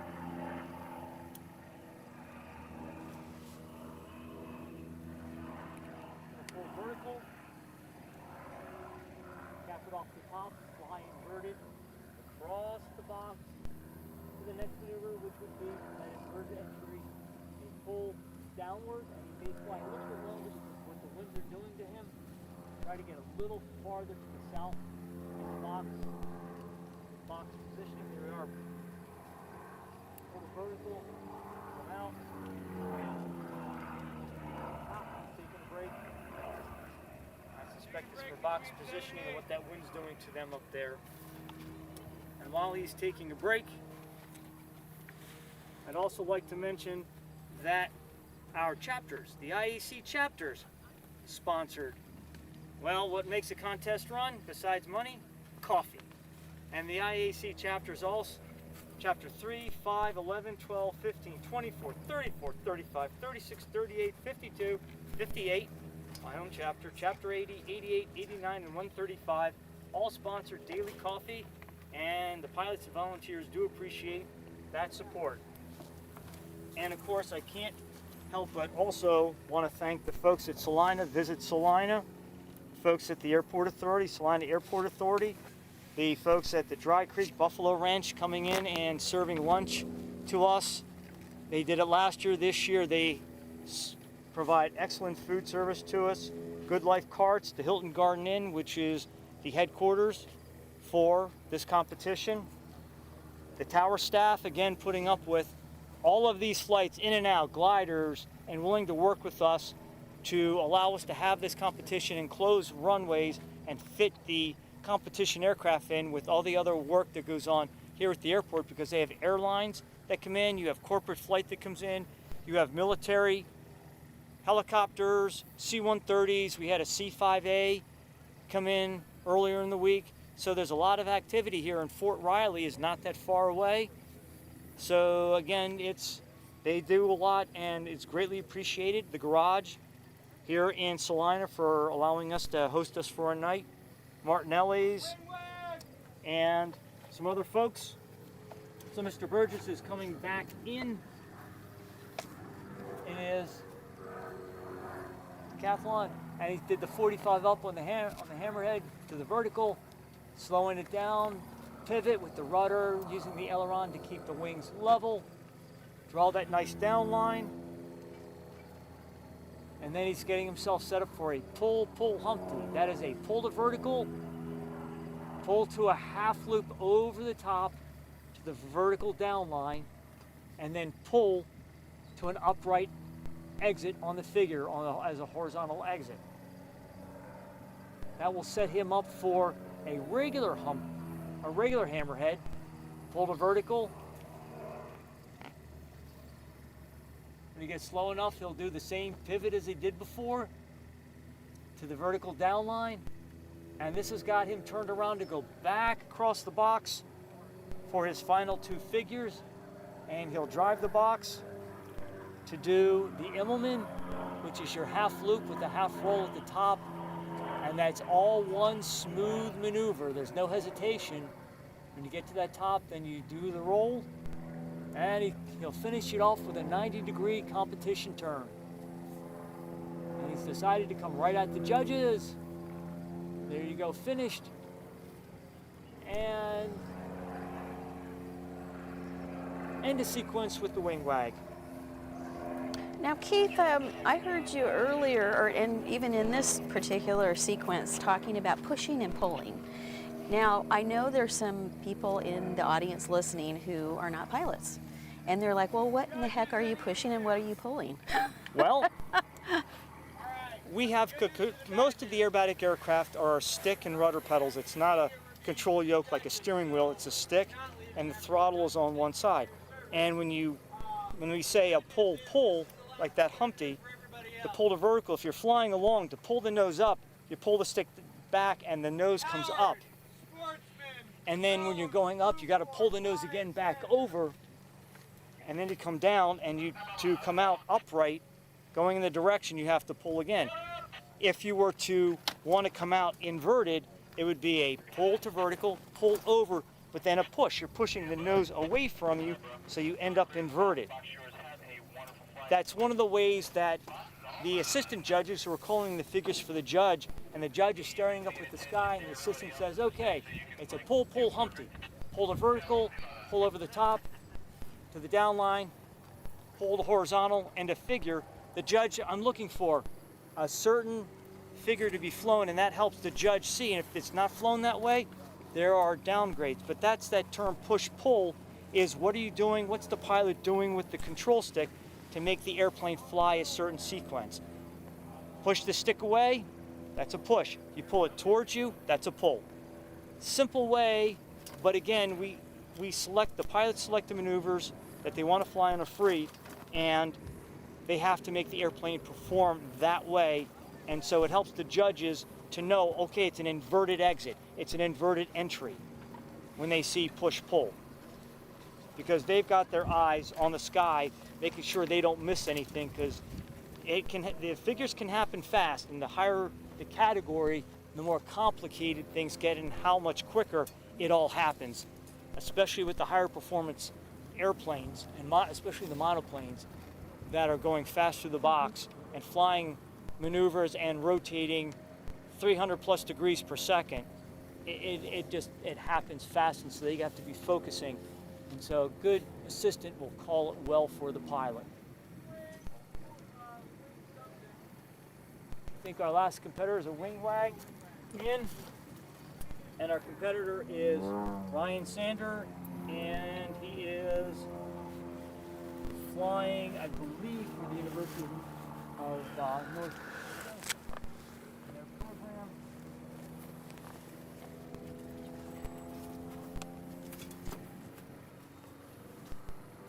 And coming across the box. pull the vertical, or it's going to pull 45, pull the vertical for the hammerhead. They'll pivot it using the rudder and aileron to pivot in that plane, get the nose pointed straight south, down towards the ground, come out, come across the box. It'll be a shark's tooth, which will be a pull to vertical. Establish that upline. Pull over the top to the inverted flight. It'll be a 2-4, 1 point, 2 points for the half roll. Come out upright, come across the box to the Immelman, which is a half loop with a half roll at the top, all one smooth maneuver. There's the half, and will he do the roll, or will he take a break? Looks like he took a break. Yeah, that wing wag out was a little tentative, but it was barely there. It seems to be a difficult combination, especially for folks, because it's a downwind. At downwind, you come out of the half loop and you do the half roll, and you're slow. You want to build enough speed to do the aileron roll, but if the wind's strong enough and it's pushing you down the box, you may find out that I can't get the roll in and then get the next maneuver beyond it, the 180 turn, and keep it within the aerobatic box. And we've had 4 or 5 competitors who have taken a break at this spot today and yesterday when they flew. It was yesterday. That at this spot, they've taken a break because of what the winds are doing to them, and not being able to get enough airspeed on a downwind aileron roll. And for the decathlons, they're a more lower powered airplane, a lot draggier. They can't carry the speed through as something like a Panzel or a monoplane or a more high performance biplane can with the extra horsepower. He's back in the box. He should be coming across into a center full aileron roll. There he goes. Nicely done.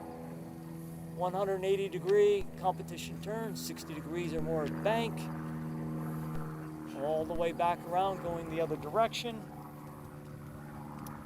He should then set himself up with a 45 degree upline. Cap it off. And now you're probably going to get a little quiet at some point when he wants to do the spin. There we go. Power off spin. 1 1/4 turn spin to put him on the Y axis, either coming at the judges or away from the judges. He's going away from the judges. He will then do a pull Humpty, that's pull to vertical, pull over the top at a half loop, and pull to the down line. And on that down line, he will do a quarter roll to get him back directionally on the x-axis. And then he will do a half Cuban, which is going to be 5/8 of a loop. Round over the top, establish that 45 degree downline. Now he's slow, so he'll wait a little bit. Do the half roll, and then pull out, trying to center that half roll. There's the wing wag, end of sequence. Okay, and that's the end of the category then. That is correct.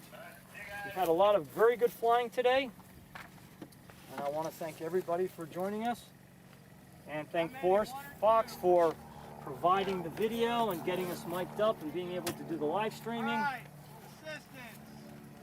And the next category, Advanced free It's unknown. advanced. the advanced unknown free. That is for the advanced pilots, their last sequence. It's an unknown.